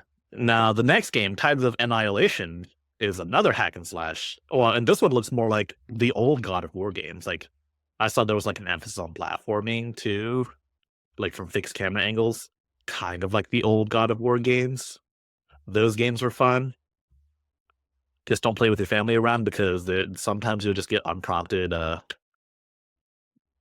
nudity in those games. Unlike Stellar Blade. Wow. Novel concept. God of War, yeah. Yeah. Tides of Annihilation looks pretty fun. It also kind of looks like it does actually look pretty fun. It also kind of looks like Final Fantasy. That's my problem. It looks fun, but I'm like, okay, another Final Fantasy kind of style game. I still could play it. We'll see. Is it the sorry. They had a it's the one in England. Okay. Yeah, it's based on like Arthurian legend or some shit like that. You know? Yeah. We don't get too many games that focus on like Arthurian legend. Like I think the most prominent game series that does that is Fate Stay Night in Fate Grand Order. Yeah, and that's a very different game. Very different to say the least. It's basically battle royale, but in Japan. Wait, not battle royale like started in Japan. Never mind. What am I saying? Let's see. Metal Eden. It looks like it could have the sauce. It's made by the same guys that made Ruiner, and that game had the sauce. But I want to see more of it. Man, I have to keep on looking up all the stuff, even though it's only been a few days. That's a bad sign, to be honest. It is. This one had a cool trailer, but once again, like, I don't know. Actually, I think this is a game that I'll play. It's first person. Boomer shooter. I don't know if I'd go as far as boomer shooter, but it reminds me a little bit of Doom, which I'm here for. So we'll see how they. It's like missed this one. Meets Ghost in the Shell is what it made me think of, which I'm down for. So I think this might have a good chance of running on the Steam Deck. Mind's Eye though, I don't think looks like it'll run on Steam Deck, and the game also doesn't look like it has the sauce. I just need more details. It just looks like a generic third-person shooter. Mind's Eye. Yeah, Mind's Eye looks interesting, but like you said, like what's the selling factor? It looks like a futuristic Grand Theft Auto.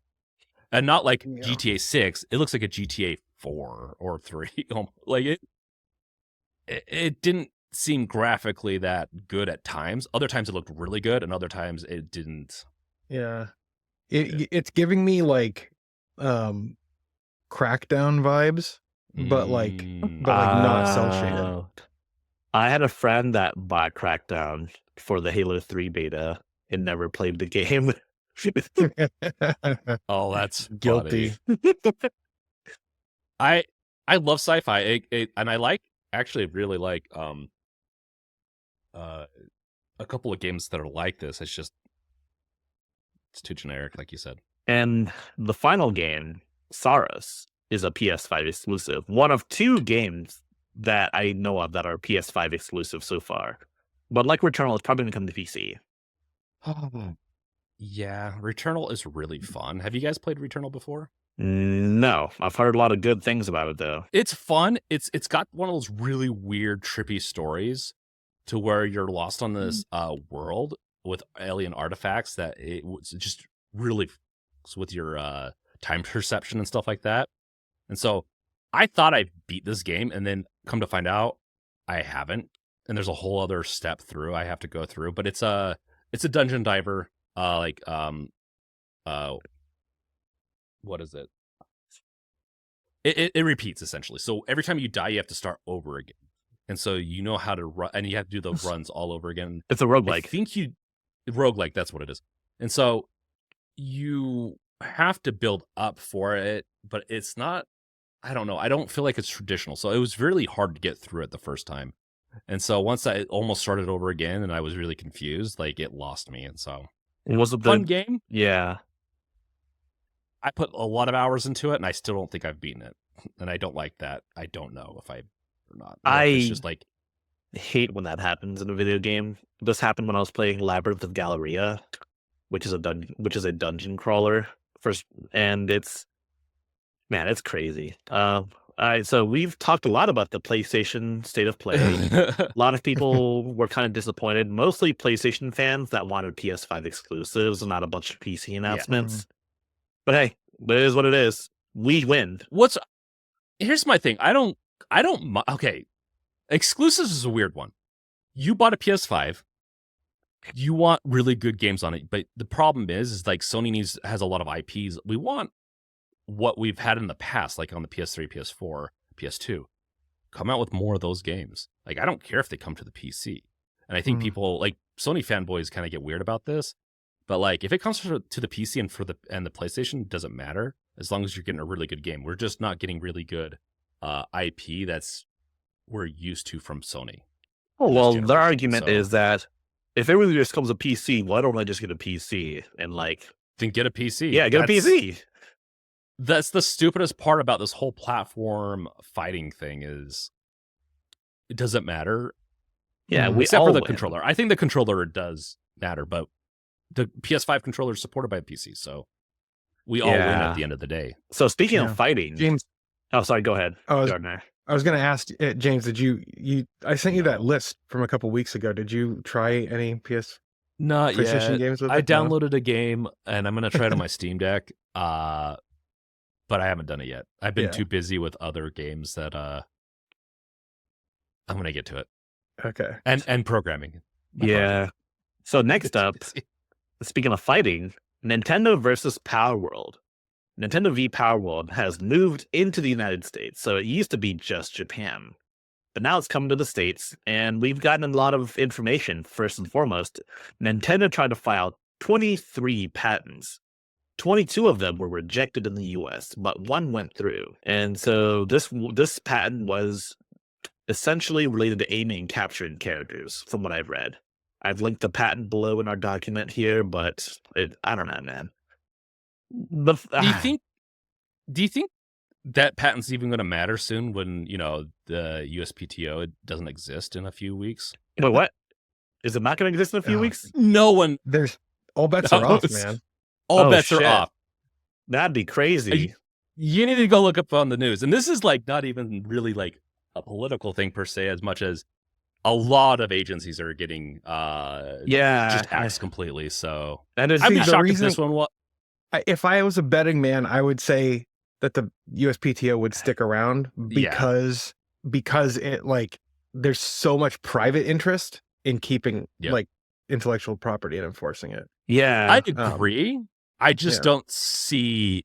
It depends on if Musk has a patent he wants, and but Musk is crazy. So. That's true. Yeah, he is, and he's the one that's doing it. So this is interesting. So I don't think it's going to affect this right now, but like it could affect future. So what I am saying is on the flip side though, if the USPTO goes away, you know that patent that WB holds for the Nemesis system. Yeah. You know what I'm thinking. You know what I'm thinking. I think we make a game with a Nemesis system. I agree with that. I like that idea. I really think these types of software patents need to go away. I think that's just please ridiculous. It's software patents and design patents are some of the like I get a patent on maybe some medical stuff unless it's researched by with funds from governments, which they all are. So the whole patent system is just asinine unless it should. It was there originally to protect like smaller people, and now it's there to protect corporations that don't need it. I don't get into this, but the thing about this patent specifically, if you look at it, it's like, oh my god, Nintendo invented the crosshair, guys. Dude, they invented Doom? They invented the crosshair? Dude, it's ridiculous. What is this? Oh, have you not seen this patent before? Like, it's asinine. Dude, it's crazy. I don't know, man. There's so much going on with Nintendo versus PowerWorld. They really just want to wipe PowerWorld off of the face of this earth. And, like, honestly, guys, I don't know I know Garden doesn't like PowerWorld, but I think we should all rally behind PowerWorld because it would suck if Nintendo got their way. Yeah, no, I just don't find like those kind of games that interesting, but like I definitely am on board with supporting PalWorld. Any enemy of Nintendo is an enemy of mine. You mean a friend of yours? I'm sorry. Any enemy of Nintendo is a friend of mine. I meant to say. I agree with Gardner. I'm on Nintendo's side. I want PalWorld dead. Yeah. No. It is like they're a great success story. Like they're like the PalWorld. I don't know. Are they a 2A or are they just an? I don't think they're an indie studio. I think they're kind of a little bit more established. But I think at this point they're like a AA. Like yeah, they definitely start like out as indie, but they moved on to they're whatever Mojang was before they got bought. It's the same idea to me. Mojang. Yeah. Was Mojang considered indie even back then? I know they sold like $1 billion of Minecraft, like even before Microsoft, but like I mean, it started out as an indie. Yeah. It's a success story of an indie game. This is also one of those, it's a success of an indie game, and it allows for us to bridge, like, it allows for people to be creative. Like, they're like, because, you know, I could guarantee that the creator of this is like, I want a Pokemon that's a little bit more mature, open world. I can capture things, but is very different also. They could have played it a little safer with some of their character designs. I think they would have. This is where I kind of saw this kind of. I thought it was going to happen much sooner, but they could have played it safer. But I don't want them to go away. But at the same time, though, it's like a parody game. It's like a parody of Pokemon's, and they should be protected under parody law naturally. Like I will say, like wolf Pokemon aren't necessarily super original, and like there's a wolf pal, and like there's only so many ways you can design a wolf. Like period. I agree with that. If games are iterative, like if Nintendo's going to play this game, they might end up getting screwed over by some of their stuff. Like, I sure hope they get screwed. Because, it's iterative. Like, let us just have fun. And I will say some of the designs do ride the line. Like, what is it? Like one Pokemon that's essentially Egyptian Lucario. That one is the one I was thinking of, actually. Yeah. The line.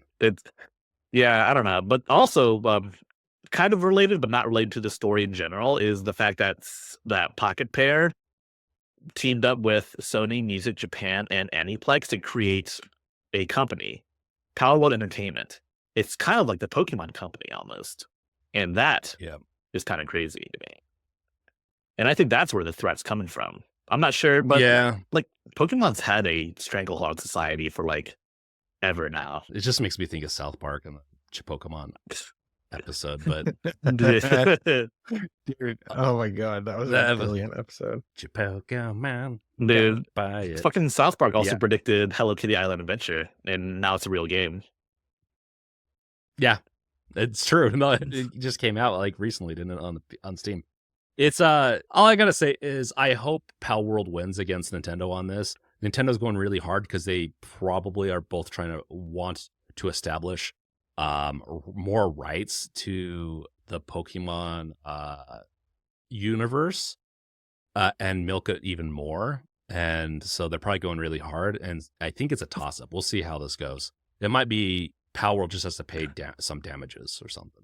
I mean, I hope that's all there is, because it would suck if Nintendo like essentially locked everyone out of making like these sorts of games. Like, I don't want to say they're like Pokemon, but like you've seen the games on Steam that are like indies, but they're basically Pokemon, like Cassette Beasts. I believe one of them was one of them. Well, capturing animals, capturing beasts, enslaving creatures.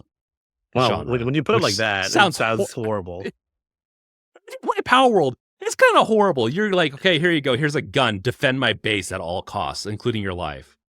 Dude, like, it's kind of what it feels like. Dude, you're putting Pokemon in sweatshops too. Dude, you can even capture Pokemon itself does not, on paper, sound great at all. It sounds horrible. You're having creatures like your pets essentially fight each other, and you're having 10-year-olds running out there with them too, and going on grand adventures. Yeah, dude. Speaking of which, in PowerWorld, you can actually capture humans. Yeah, you can. Slavery is the thing in PalWorld. It's interesting. Yeah, so like we can like on top of fighting other pals, you can also like directly fight humans, and some of them also have their own guns too. You can fight like raiders and like shit, and you can capture them in the Pokeballs, and you can it's fun. Wow. you can summon them to fight. You can I think you get like marked though if you capture humans. You get like a mark on you. It's a little taboo, and you can't sell them it's fun. to people except for the black market. Yep. So it's a fun game. Like I'd be shocked if it goes away though. So just like my final take on this whole Nintendo versus PowerWorld, I don't think PowerWorld's going to go anywhere. I think what Nintendo wants is a piece of the pie and to protect their IP at the same time. All they have to do is publish PowerWorld on Nintendo Switch. That'd be a power move. Put on the Switch too. They're not going to go the make a friend route, which would make them probably more money. Like, people are stupid these days. Like, it's probably an ego thing potentially too. That makes sense. Higher ups have like weird egos. And so, speaking of which, we were supposed to talk about this last week, but Steam published a bunch of new policies. First and foremost was the whole early access thing, in which games that haven't been updated in a while, they get a little notification in the early access box that says it hasn't been updated in like so amount of time. Like, for example, here we have a game here called Cavern Kings. And this 8 years ago. 8 years ago. Yes, that's correct. So I think they need to probably put it in red. If it's past a certain point, they need to put it in red and like, this is abandoned or it's done. And they just didn't, they're just didn't want to make. Well, Valve doesn't want to like deter people from sales if they're super determined. Like, they still get a little bit of that pie. But they should, because it doesn't look good on them. They should deter sales if it's a mixed read kind of thing, like on that game. But it looks like the system isn't perfect either, because there's another game on here called Heartbound, and it says they haven't had an update in 13 months, but they just released a patch like earlier this month, February the 1st. And they had one on January 19th as well. So I think the system might be a little flawed for now. I'm sure Valve will tweak it. Wait, what? Sorry, the one on January was just a video talking about the future of the game. Sorry. Yeah. It wasn't an actual update. I see. It's a I wonder if it's like based on like major or like I'm curious how they do. I really want to know how they're doing this API, how they're hooking into it, because I'm looking at some reviews, and this guy's like, there's really not much that's been completed on this game since 2020.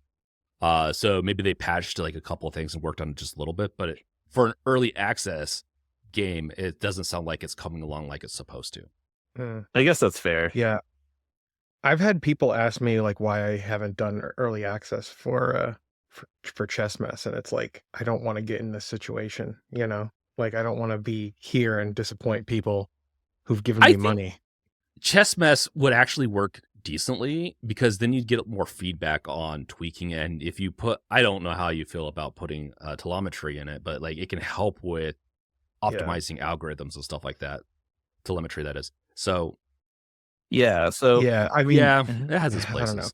I don't know. I don't like trust early access. I just don't like the idea. It doesn't sit well with me. It can hurt you too. Yeah, it makes sense. I understand. Yeah, because a lot of games are just perpetual betas, and you don't want that reputation. So, speaking of Chess Mess, are you putting on an Next Fest demo? I hate to put you on the spot, Gardner. I haven't had time to figure that out, so probably not. Damn. Well, the Depending next one's when is I don't even know when the next one is. so this upcoming one is in 2 weeks. It starts on the 24th. Yeah. So maybe I don't know. I haven't had a chance in the last like 2 months to do much with Chess Mess, unfortunately. So That's fair enough. that's another reason that I don't want to do early access. The next fest after that is in June, so I will so there's that too. So, but anyways, there's also one other policy Valve implemented, or I guess they implemented years ago, but they finally made a new page for ads on Steam. So, how do you feel about advertising? I hate ads. Me too. Well, okay. I mean, here's the thing with ads. If the service is free and you get ads, then sorry to say, like YouTube, for example. People try to skirt YouTube ads. I don't think it's very ethical. If you don't like it, or if they do it too much, then just don't consume YouTube and try to find creators that are like Gardner that release it on other platforms. Do that. What I hate, support people that do that, but you're essentially, because it costs money. Like, YouTube is expensive to run, right? And Gardner, you could attest to this. Now your system's not specialized, like where YouTube's probably super optimized and always optimizing. It costs a lot of money to run a video hosting website. Yes. Yeah. I mean, just the fact like that YouTube makes however many different versions of a single video. Like, most of my videos when I render them are around 2.5 to 4 gigabytes, somewhere in there. And then I upload that, and that bandwidth costs money. And then they take that and they crunch it down into 240p, 360p, and all these other resolutions that then you can stream from. That's compute time, and that costs a ton of money. And for my videos, if I upload the full 4K video to my PeerTube instance, then it takes over a day for my compute to actually crunch that down into a PeerTube video. So I have to like render out my videos separately as at 1080p for my subscribe to me PeerTube instance. Right. And then that still takes several hours to re-render. So and then just hosting it indefinitely, and the bandwidth that goes out the door is a huge expense as well. I mean, I remember reading somewhere, and I don't know if this is true, but I remember reading somewhere that YouTube is one of the most like energy intensive websites in the world. Like, it takes more energy to run YouTube than most other websites combined. Like, it's so incredibly expensive in terms of energy use. I don't doubt that. So I will say, yes, I said I hate advertising. I understand advertising if used for a service that you get for free, like YouTube, naturally. But I also don't like it when, say, for example, Disney Plus implements ads in all their tiers, I should mention. Yeah. That's bullshit. Yep. I paid money Agreed. so I don't watch ads. Now you're telling me I have to watch ads anyways? Yep. Like, it's one thing if... That's why I pay... Yeah. That's why I pay for the YouTube Premium. Like, me too. I don't want to watch the ads, so I'm going to pay for it. Like, I watch a lot of YouTube, and I want to support them. I like YouTube, whether or not I have issues with Google, but I'm gonna support it. I'm gonna do that. But these other companies are going just out of control with these ads, even for paid. Like, I'm about ready to be done with my Prime. Like, there shouldn't be a tier where you pay for money and still get ads. My opinion. I mean, I guess if it's cheaper, I can kind of see it, but at the same time, though, that makes sense. I don't want to. I want a tier that has no ads and isn't obscenely expensive, like fucking Netflix or some bullshit like that.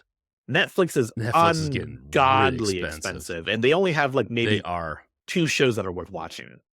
They have stuff on and off that I like, but it's hard to justify every month, and so I don't know. I'm starting to go the route of I'm going to start buying, I think, just individual shows instead of paying for subscriptions. I mean, to be honest, there aren't too many shows that are really worth it if you're not super into if you're not into anime, because they do like bring over quite a bit of anime, I will say.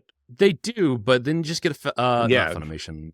What's the Crunchyroll? Crunchyroll? Just get a Crunchyroll. Well, I think mean, like, that's animes- actually not that expensive. Well, what I'm saying is they have some animes that aren't on Crunchyroll, unfortunately. That are That are then like you they buy have. those, 'cause Yeah, you buy those.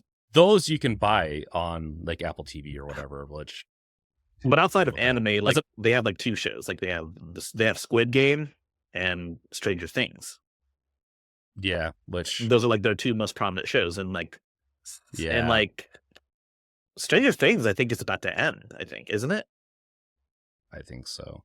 Yeah. And gotta Squid be. Game season 3, I don't know if that's going to be the end or not per se. They kind of like split season 2 in half, from what I understand. But I don't know. Yeah. I don't know. But anyways, so here are some supported. So Valve's guidelines for supported ads includes product placement, like for example, Death Stranding's Monster ads, where the main character drinks cans of Monster.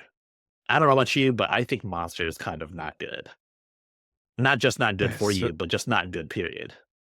Yeah. Every energy drink's like that though. Like they all taste the same, and if you drink it enough, you get an acquired taste to it. Maybe that's what it is. I'm not really. I don't know if I care so much if there's paid advertisement for products and games, but do note that if you start doing, like these companies start doing it, it will be a little off-putting or could really throw you off. Yeah. Depending what type of game you're making. So see what else. Be careful. Yeah, so let's see what else there is. There's also cross promotions. This includes things like bundles with other games. Like, let's see what else. It includes other Steam products outside of Steam. Those are encouraged. Yada yada yada. I don't know. Paid advertising outside of Steam. Okay, there's no way they could ever ban that, because like imagine if you couldn't advertise your game and advertise the fact that it's on Steam. Like that would be bullshit. Part of it? No, it's supported. It says paid advertising outside of Steam. Yeah. Developers may want to run paid advertising to drive traffic to your Steam product pages. Okay, now here's what's not supported. Oh. Here's what's not supported. I was looking at the wrong page. Okay. Unsupported. Developers should not utilize paid advertising as a business model in their game, such as requiring players to watch or otherwise engage with advertising to play, or getting gameplay behind advertising. If your game's business model relies on these, you'll need to remove these from shipping on Steam. Other options you could consider including switching to a single purchase paid app, like a game, or making it free to play with optional microtransactions or DLCs. And I mean, yeah, I can agree with that. Developers should not use advertising in a way to provide value to players, such as giving players a reward for watching or engaging with advertising in their games. So some games, not even gacha games, like some like crappy free-to-play game will make you watch ads and you'll get premium currency for it. Wasn't FIFA like 2 years ago doing that? Yeah. So here's my thing. So sports players are okay with ads in their games because it's more immersive and there's actually ads in sporting events. But like that's bullshit too. Yeah. Like especially if if you're paying. Oh, sorry. Go ahead. Put a clause in for them because they're brain broken. Just let them have their ads. Fuck them. And then everyone else doesn't need ads. Let's see. Developers should. What good is a rule if it doesn't also protect the brain broke? I know, but like at least they're doing that instead of. It's a tax on the poor. That's what it is. Oh my gosh, it's a tax. Let's see. Probably. Developers should not charge other developers for access to Steam features. Like what? You can do this? What? Say that again. So wait, what? So here's the whole phrase. Developers should not charge other developers for access to Steam features. This includes sale pages, bundles, store pages, franchise pages, etc. So I've gotten emails from companies that are trying to like sell me access to like getting my game in bundles and getting them in sales on Steam. So I think that's probably like it's like reselling Steam's promotional stuff without Valve's permission. Oh, well, when you put it like that, it makes more sense. I was a little confused about that clause, but shit, man. Well, Steam features too. Like that's there's some game engines that integrate with Steam, and they could be trying to sell also Oh, unlocking features through that too. that does make Yeah, sense. Yeah, you have the people that have access to Steam's development like suites, so they know what's going on. I don't know shit, but hey, that's why they're Yeah. here. Could be Now- it. But I think Gardner's like right on though. Like that is becoming more of a trend. People are trying to. Yeah, it Yeah. it sucks that people actively try to scam you. So So does that? Will that potentially kill Humble Bundle though? I doubt it. It's not directly on Steam. It's but they're still selling Steam. Well, keys, like but some of the it's not stuff the that same I've seen thing. is like, Godot integrations that will help you easily add whatever to your game, and it's like, dude, literally that it's so easy to do without an integration. Yeah, but if someone then don't buy them. Like, integrate it yourself if you want. Like, I'm okay with plugins for engines that will make it a little easier. I'm okay with that, kind of. Unreal does that too, but at the same time, I don't know. I mean, it's one thing if it's like an open source project. Like I use Godot Steam or whatever it's called, which is like an open source integration that just makes it easy to access the Steam API. But like there's people that use that in sell products that are supposed to get you more sales on Steam, and it's like they're scams first of all, because they're not actually going to do that. Yeah, I agree with that. Yeah, it definitely we need some protections around that. So I agree. Yeah. So the cap off this topic, I mean, early access games, people really shouldn't be buying games based on a promise of feature sales. They should be buying games not based on what it is now. That's my genuine opinion, and I think that's why early access games are okay. That's why I have less of an issue with them than most people might, because I understand that a game may not be getting updates as intended. It's like how you wouldn't buy. What was that one? The Rabbit R1. People bought it on a promise for some bullshit, but you really shouldn't have done that. Oh yeah. Funny story. Funny story. They contacted me, said said that I would be getting a review unit, and then I never got one. So could be a good thing. Yeah, it's probably a good thing too. I wouldn't have known. I think they got roasted way too hard by going with big creators. MKBHD. You're like, they got destroyed. And the thing is, I like the idea of a personal AI. We've talked about this, like Gardner, I believe, about how I want to train and name my pet AI in my house and have it do my chores, like house, wash my digital dishes. chores, digital chores, starting out. House, and then I'll organize my emails, read my emails, and tell me if there's anything important. Pay my bills. House, automatically pay my bills. No, it's not gonna be called house. I'm gonna call it something like I don't know. Casa. Mojo Dojo Casa House.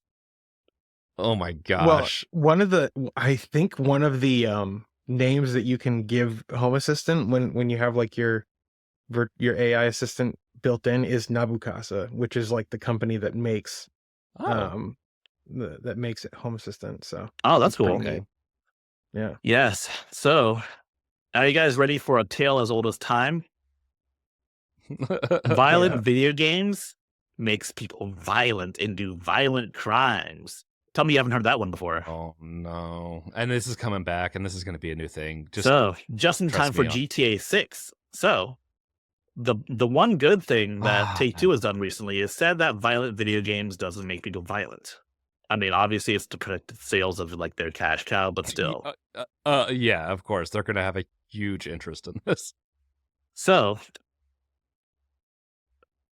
I think if violent video games made us all violent, that we would all be a new breed of super serial killers.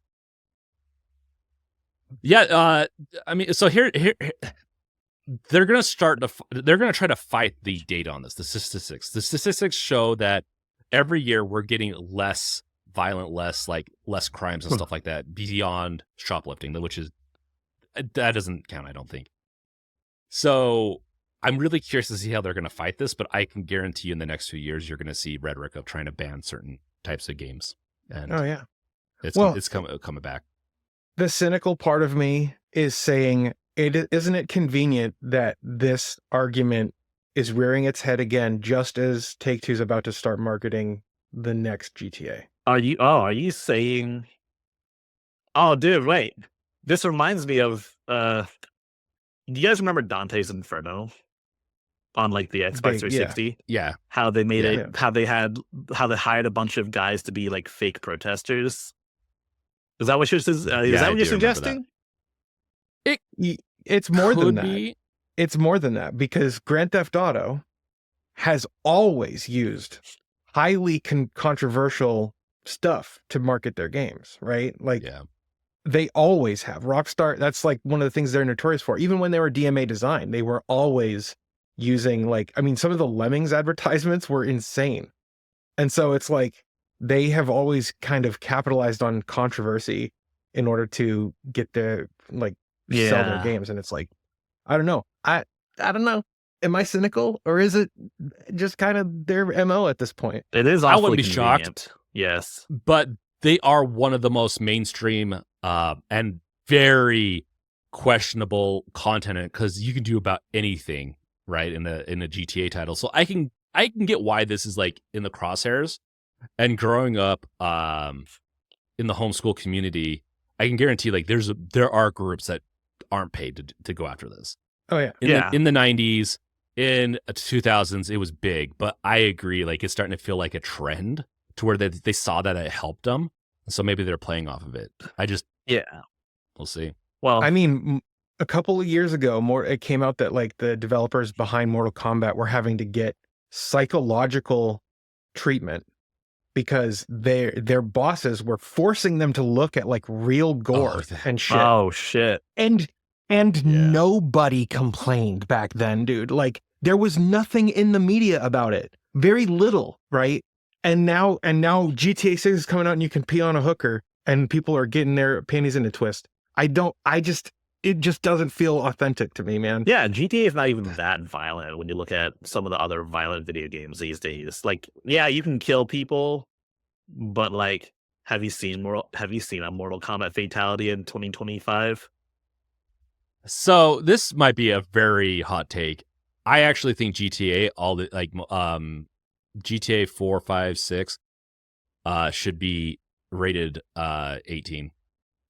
Adults only? A little bit, because adults only, and because I do think it glorifies crime. I do too. Yeah. I don't think it's a very healthy game for kids to be playing, flat out. But I think respectable adults fine playing it. Like, it matures for 17, but I think it needs to be strapped to even more. But at the same time, I'm fine with people playing this.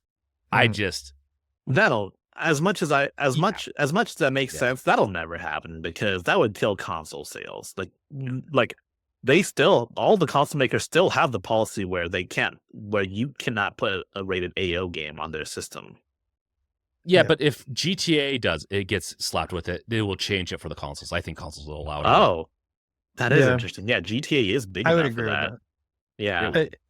The flip side of that is that the ESRB is an industry organization, and they're not interested in actually doing that. So yeah, they'll just slap it with a hard M rating and call it a day. Yeah, this is the problem of self-governance. Yeah. It doesn't work like this, right? So ESRB is a joke, but violent video game. Sorry, go ahead. Yeah. No, I'd rather have it be available than to have it be completely banned. I'll just say that. Right. I just think. Yeah. So, violent video games. I'm sure not a lot of people talk about it anymore, because like it's been proven time and time again that violent video games aren't making like these super serial killers. But it shows up again because, some people are impressionable. Some people do copy things. I'm sure there's at least one case inspired by GTA. No. Oh, yeah. Yeah. Well, I mean, like I said, and James said this, like it it does glorify violence, and it does like crime especially, but at the same time it's like, what in our culture doesn't, like Yeah. I'm not amenable to the argument that we'd all be super serial killers because we're all playing violent games, but there are certainly people who are influenced by the violence that they act out in GTA or the violence that they watch on TV or in movies. Like, so for me, it's like, how can we? I don't want to say moralize, but like, how can we like help games like improve our situation as a culture? Like, that's where my head's at with this. Well, I think the problem is that a lot of people, especially younger people, are having a harder time these days differentiating between reality and fiction. And like I've seen some of the shit that goes on. People like, you ever heard of kinning? No. It's where like they adopt like a character as their kin and they like act as them, like their mannerisms and shit. It's kind of like role playing, but like a lot shittier. I mean, my whole body just physically cringed when you. Yeah, that's pretty bad. It. But I think things are just a little bit more normalized. I think that was happening a while ago. Like, yeah, that's fair. Neurodivergent, autistic people are potentially going to do stuff like that.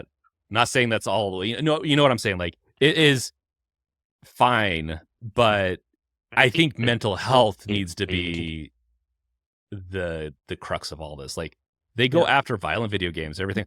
Just make sure you have a healthy society, and that's I mean, I think that's what they where said about need rock to start. and roll. Yeah, and sex and drugs. Rock and roll was a psyops campaign. What? Rock and roll was a psyops campaign. Yeah, it was made to make rock and roll sell better. Yeah. No, I don't know. I was just joking. But no, it's that's a conspiracy theory. Gardner hit because like that is a thing. So at the end of the day, I don't know why, but we like why everyone wants to go around, but like mental health and having better mental health checks and all that stuff would be a way around this. I don't know, man. Yeah. But the world calls for wet work. It's a sticky issue. The world calls for wet work, and we answer. No greater good, no just cause. Bonus points if you guys know where that came from. No idea. Metal Gear Solid 5. It is. Okay. Okay. Nice. I didn't finish it, unfortunately. That's like at the beginning of the game. I didn't play the beginning of the game in a long time. No, I played the beginning. I played it, but yeah. All right. No, that's why it sounded familiar. Okay. So we'll see what we got here. Microsoft researches they find that AI use atrophies workers' employees. Critical thinking skills makes them unprepared. I think that is valid, but at the same time, though, that happens with any new tool that makes life a lot easier. I think a lot of it has to do with just discipline. Like, remember when phones came out, and then like a lot of us had trouble keeping our phones out of our faces when we were doing stuff, like at the dinner table, shit like that. Hey, you said goddamn phone down, James. I have to check. Okay, good. Phones down at the podcasting table. This is a family. This is time for family. This is family dinner. It's family dinner. But yes, I don't doubt the studies, but I feel like that's just a thing that happens when something new comes out, and that can drastically change workflows. I want to see more research into this. I want to see more research into this. I feel like I need more. Here's my thing. Well, first off, I mean, it is good that it's coming from Microsoft, who's a big proponent of AI, but I want third-party investigations into a lot of the stuff, and I agree. Like, I want to see research done into this. I do agree that it could atrophy some critical thinking skills, but at the same time, for me, I'm extra critical of anything that comes from AI because I don't know if it's fully true. So sometimes I use it to because I already do a lot of research and I like to summarize things. It helps. It helps augment my skill set, but we'll see. We'll see. Maybe in a year or two, I'll be like super stupid. So I'm going to be a great test case for this. Damn. Well, there's two things that I want to say about this.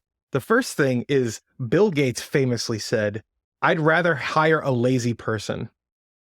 You remember? Did you hear this? Like, he's like, if it comes to hiring someone who's lazy or someone who's a hard worker, I'd rather hire a lazy programmer, because the lazy programmer is going to find a way, like, work harder to find a way to work less than a diligent worker, right? Yeah. And like that's interesting. Yeah. In my experience, my limited experience working in the IT field, I found that many programmers are incredibly lazy, right?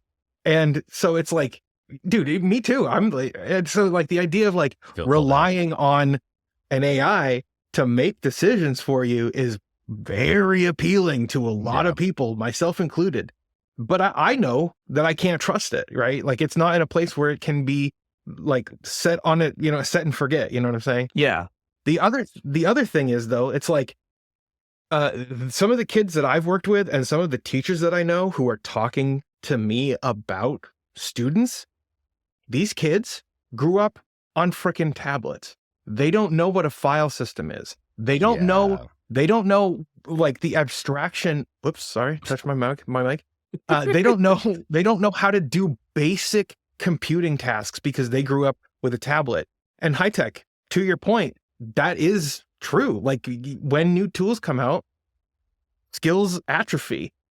But we have to think about like what we're actually building here. Like, what kind of world are we building where we don't want people to be technically literate? What kind of world are we building with AI where today's kids don't know how to think critically about whatever's being fed to them by an AI in 10, 20 years? You know what I'm saying? Yeah. It's just, that's one of the reasons that I included this in here, because I was like, dude, I saw a correlation between the kids with tablets and kids with AI.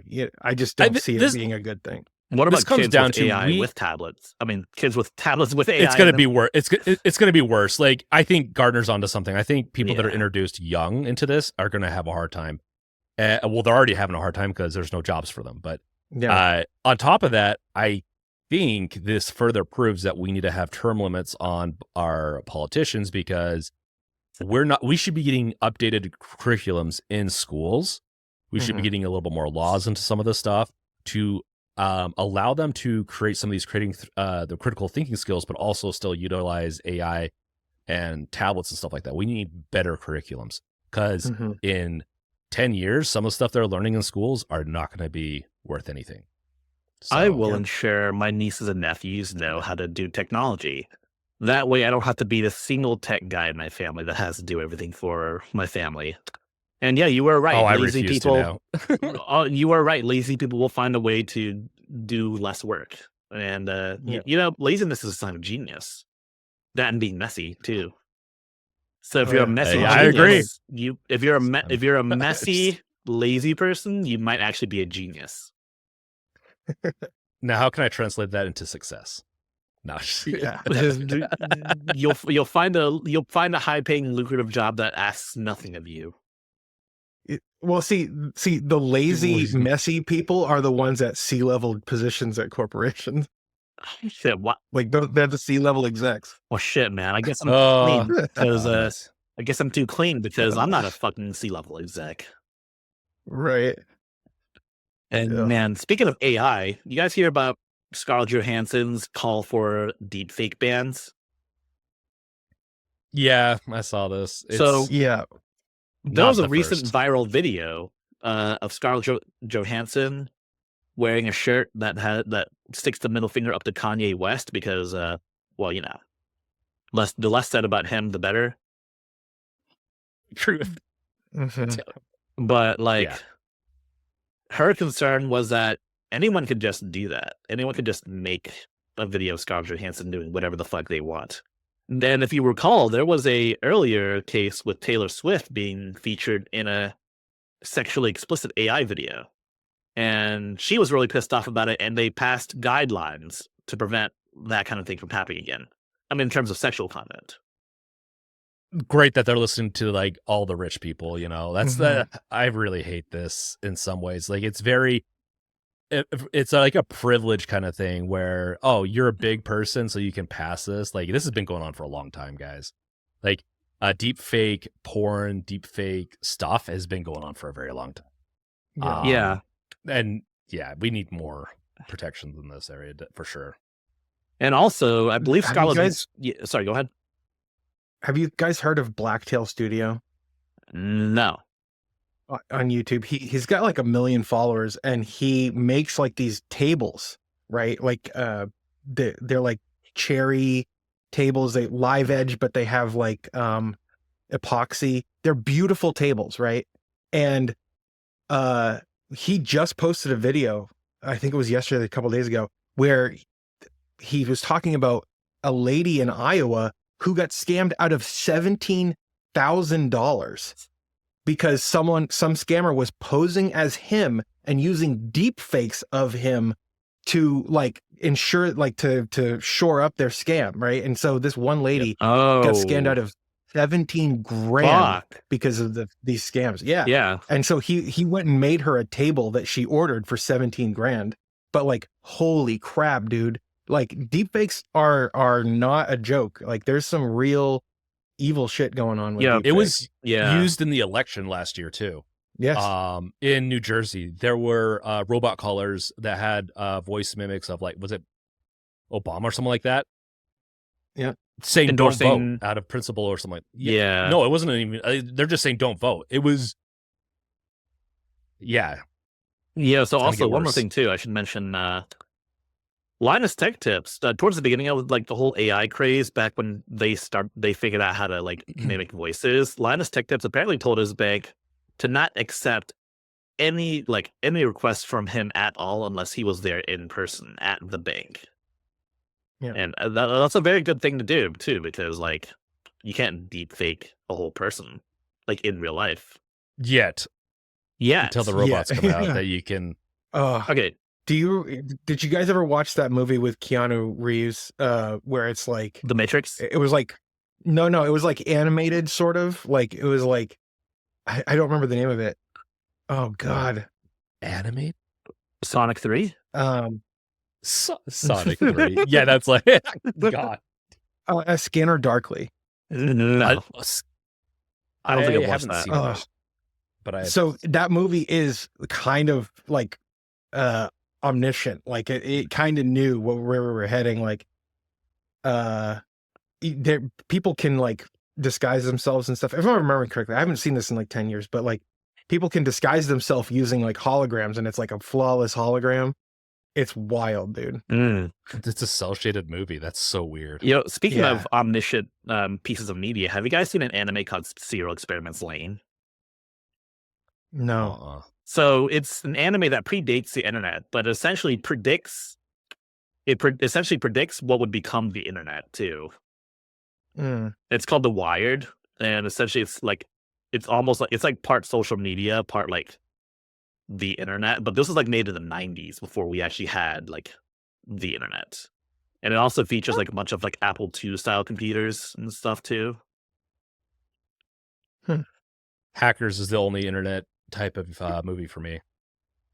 Dude, the only thing that hasn't aged well from that movie was when people weren't being prejudiced for their color of their skin and shit. That's what they proclaimed in the movie. Gosh. Right. Yeah.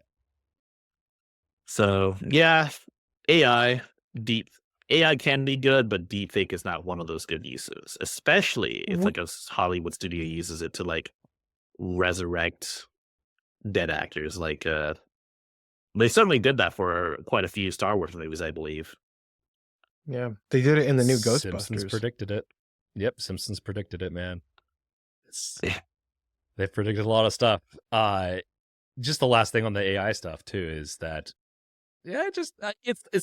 progress isn't bad, but we gotta have some protections and be a little skeptical.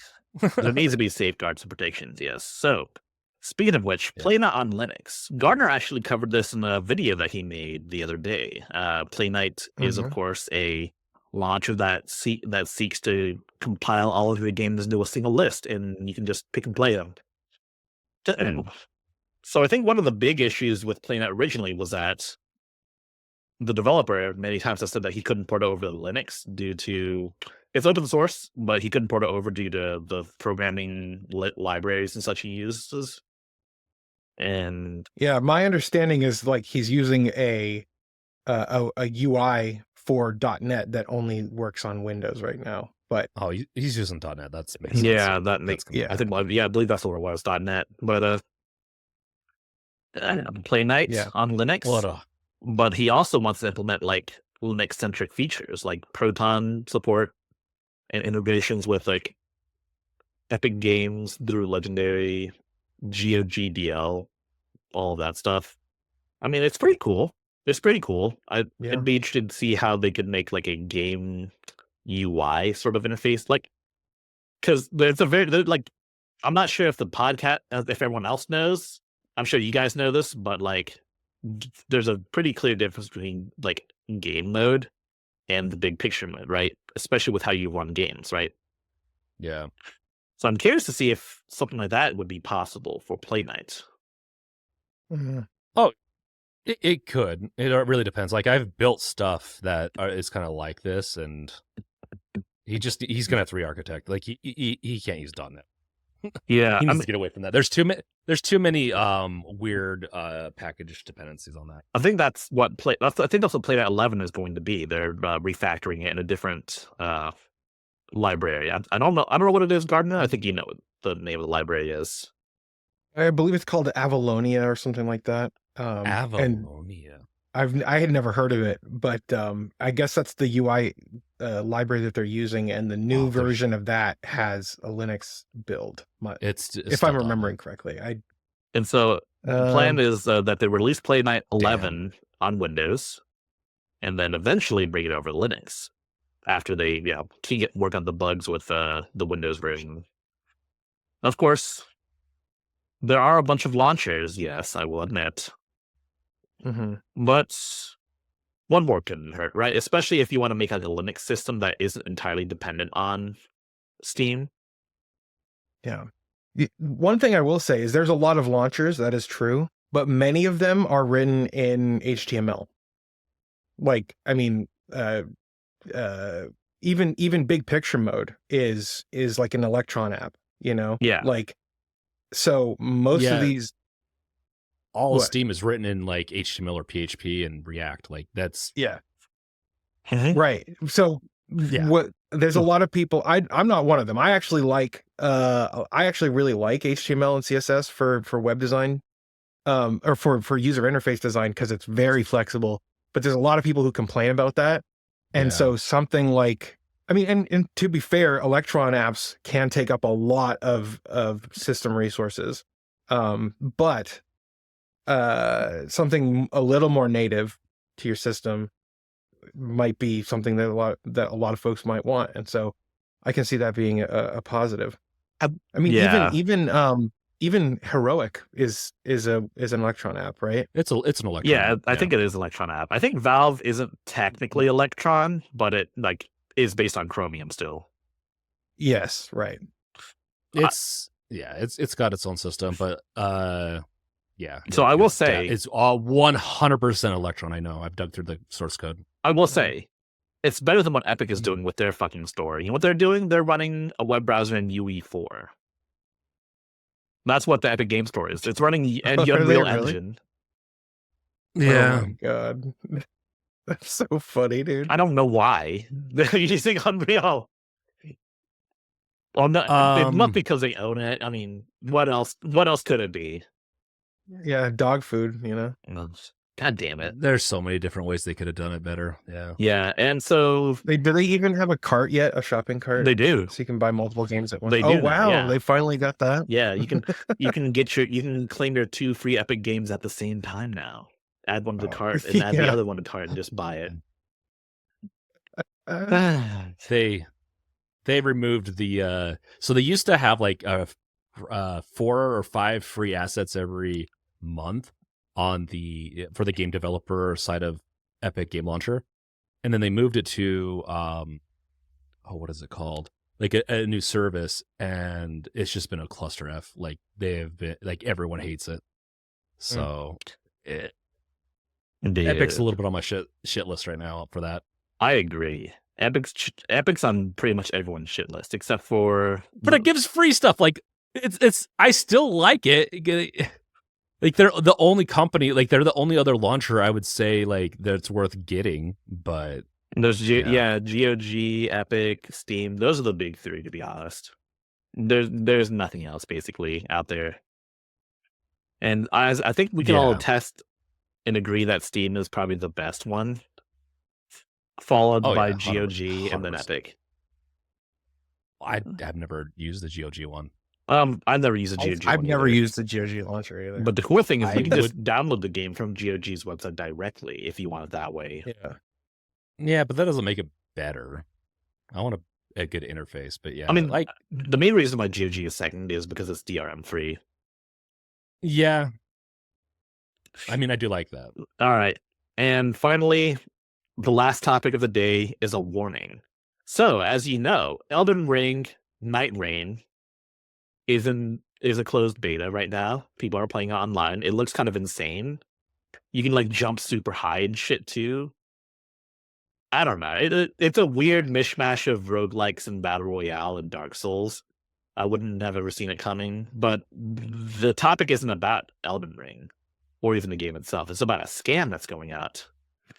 So I recently got a DM from someone on my Steam friends list inviting me to an Elden Ring playtest. But as you can see in the picture here, it's a fake URL. Oh, yeah, that's. I mean, when in doubt, always look at the URL.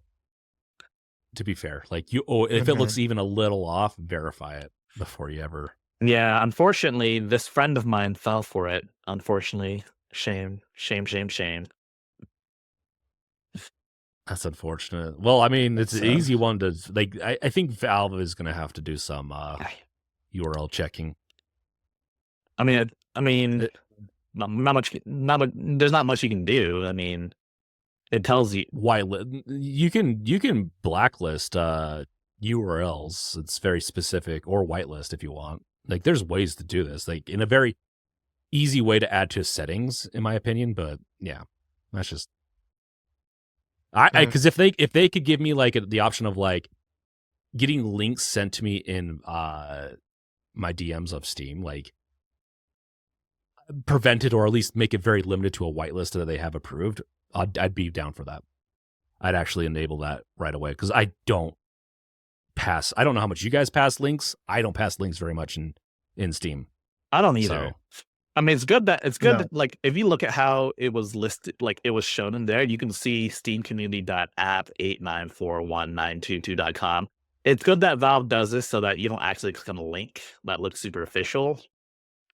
It still looks like it could be a weird promo thing. It does. So, I don't know how. I don't know. Man. I think that link previews like this are irresponsible user design. I mean, the way that Valve presents the URL here is better than a lot of other ones, but still, like, I just find link previews to be offensive to me. I turn them off whenever I have the option because they're a dark pattern in my opinion, and I just they're like, what's the point of this? It hides, in most cases, it hides the actual destination of where you're going. Yeah. And most of the time, the content that gets scraped to be included in this can be manipulated by the website owner. And so it's it's easy. Yeah. It's really easy to change the metadata for this, but I think I like the preview stuff because it gives me a preview of whether or not I want to click it or whatnot.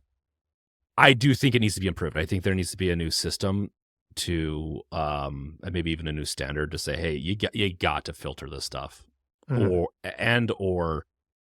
give really like because like with Steam, they could easily have an approved list, and if it's not on there, because like Gmail does it. If it's a sketchy, like a lot of services do this. If it's a sketchy enough link, it will warn you.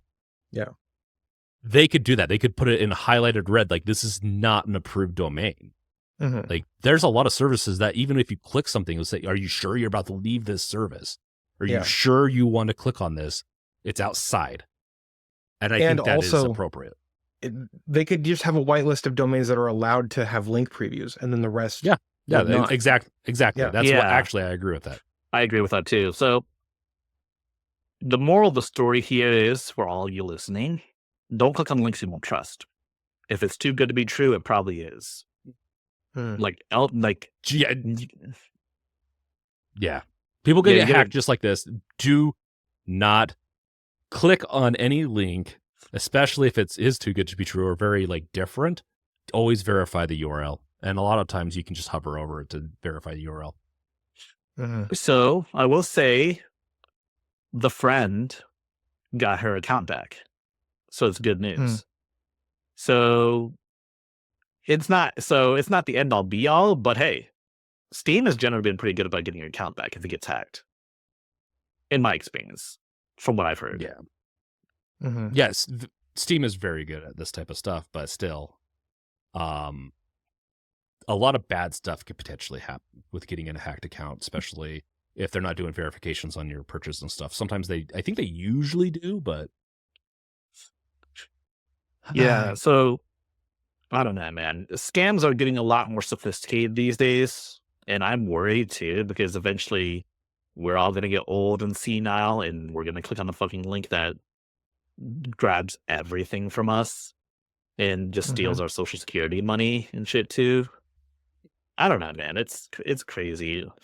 I have to worry because my dad worked in IT, and and sometimes he like is sketched out about certain links that he gets too. I understand that, but it's not as obvious as it used to be. It's not. But that's why you train an AI and name it, and it will protect you. Dude, what if the AI falls for it? What if the AI not only falls for it, but clicks on the link too and gets hijacked? Then you deserve it because you created a bad AI. My AI is going to be good. I don't. Damn, we're gatekeeping AIs now. Am I just like really old curmudgeonly? Like, am I just like, because I feel like I'm like, just get off my lawn when I talk about like how much I hate link previews. I like link previews, but I understand like they are very dangerous. And once again, is reasons why we need to have more regulation than this stuff. Like I still get robocalls 3 or 4 times a day. Yeah. They still haven't fixed like the phone scammers. So if anything got worse, thanks to AI. It's not they can stop if they really wanted to, but they'd have to put resources behind it. So we live in a society. Is that a Seinfeld reference? It's a we joke. Live in a society. It's a stupid line that people say the Joker said, but he's never said it until like after it became a meme. Oh, really? Yeah, like because because George Costanza, he goes, we're living in a society. Whenever anyone does anything to slight him, it's funny. Seinfeld. Anyway, was ahead of its time. That's how old I am. So that was an interesting show we had. We spent half of it talking about PlayStation and the show, and then we spent the rest of it talking about everything else.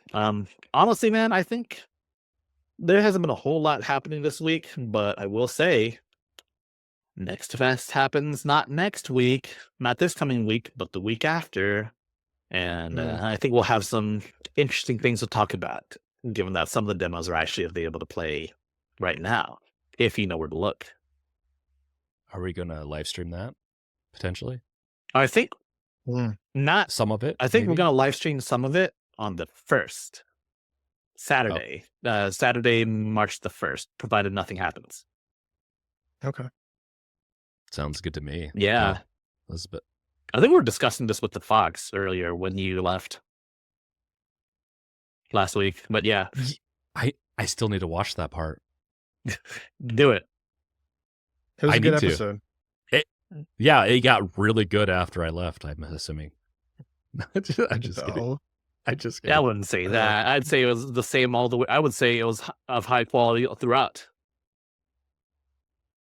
So the quality didn't change when I left. Okay. Got it. No, I'm just kidding. No. Would you put it like that? I'll find a way. So, yeah, I it's that time of the year where I think like the news is a little bit on the shallow side, but the PlayStation State of Play was interesting.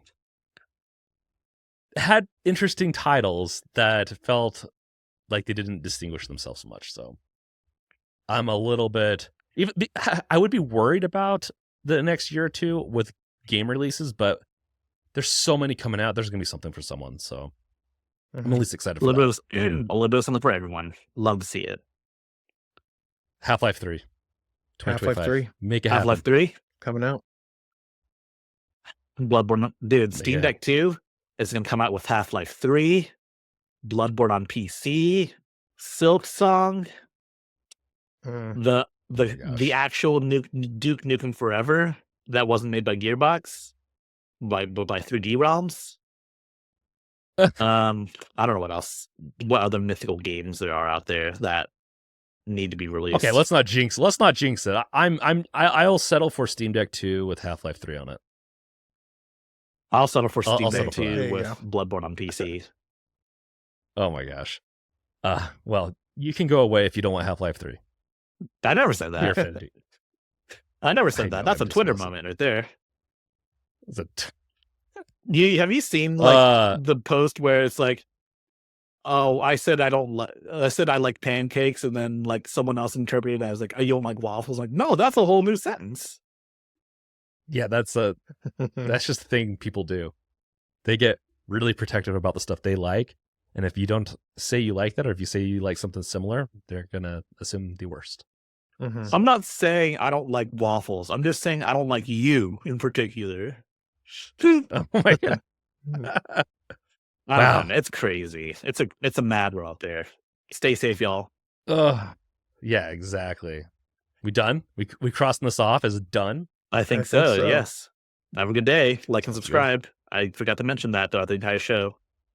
We should probably. I think you did it at the beginning. I think they Whatever. know. It's good. They We're know. good. All right. See you guys later. See Peace ya. out. Later.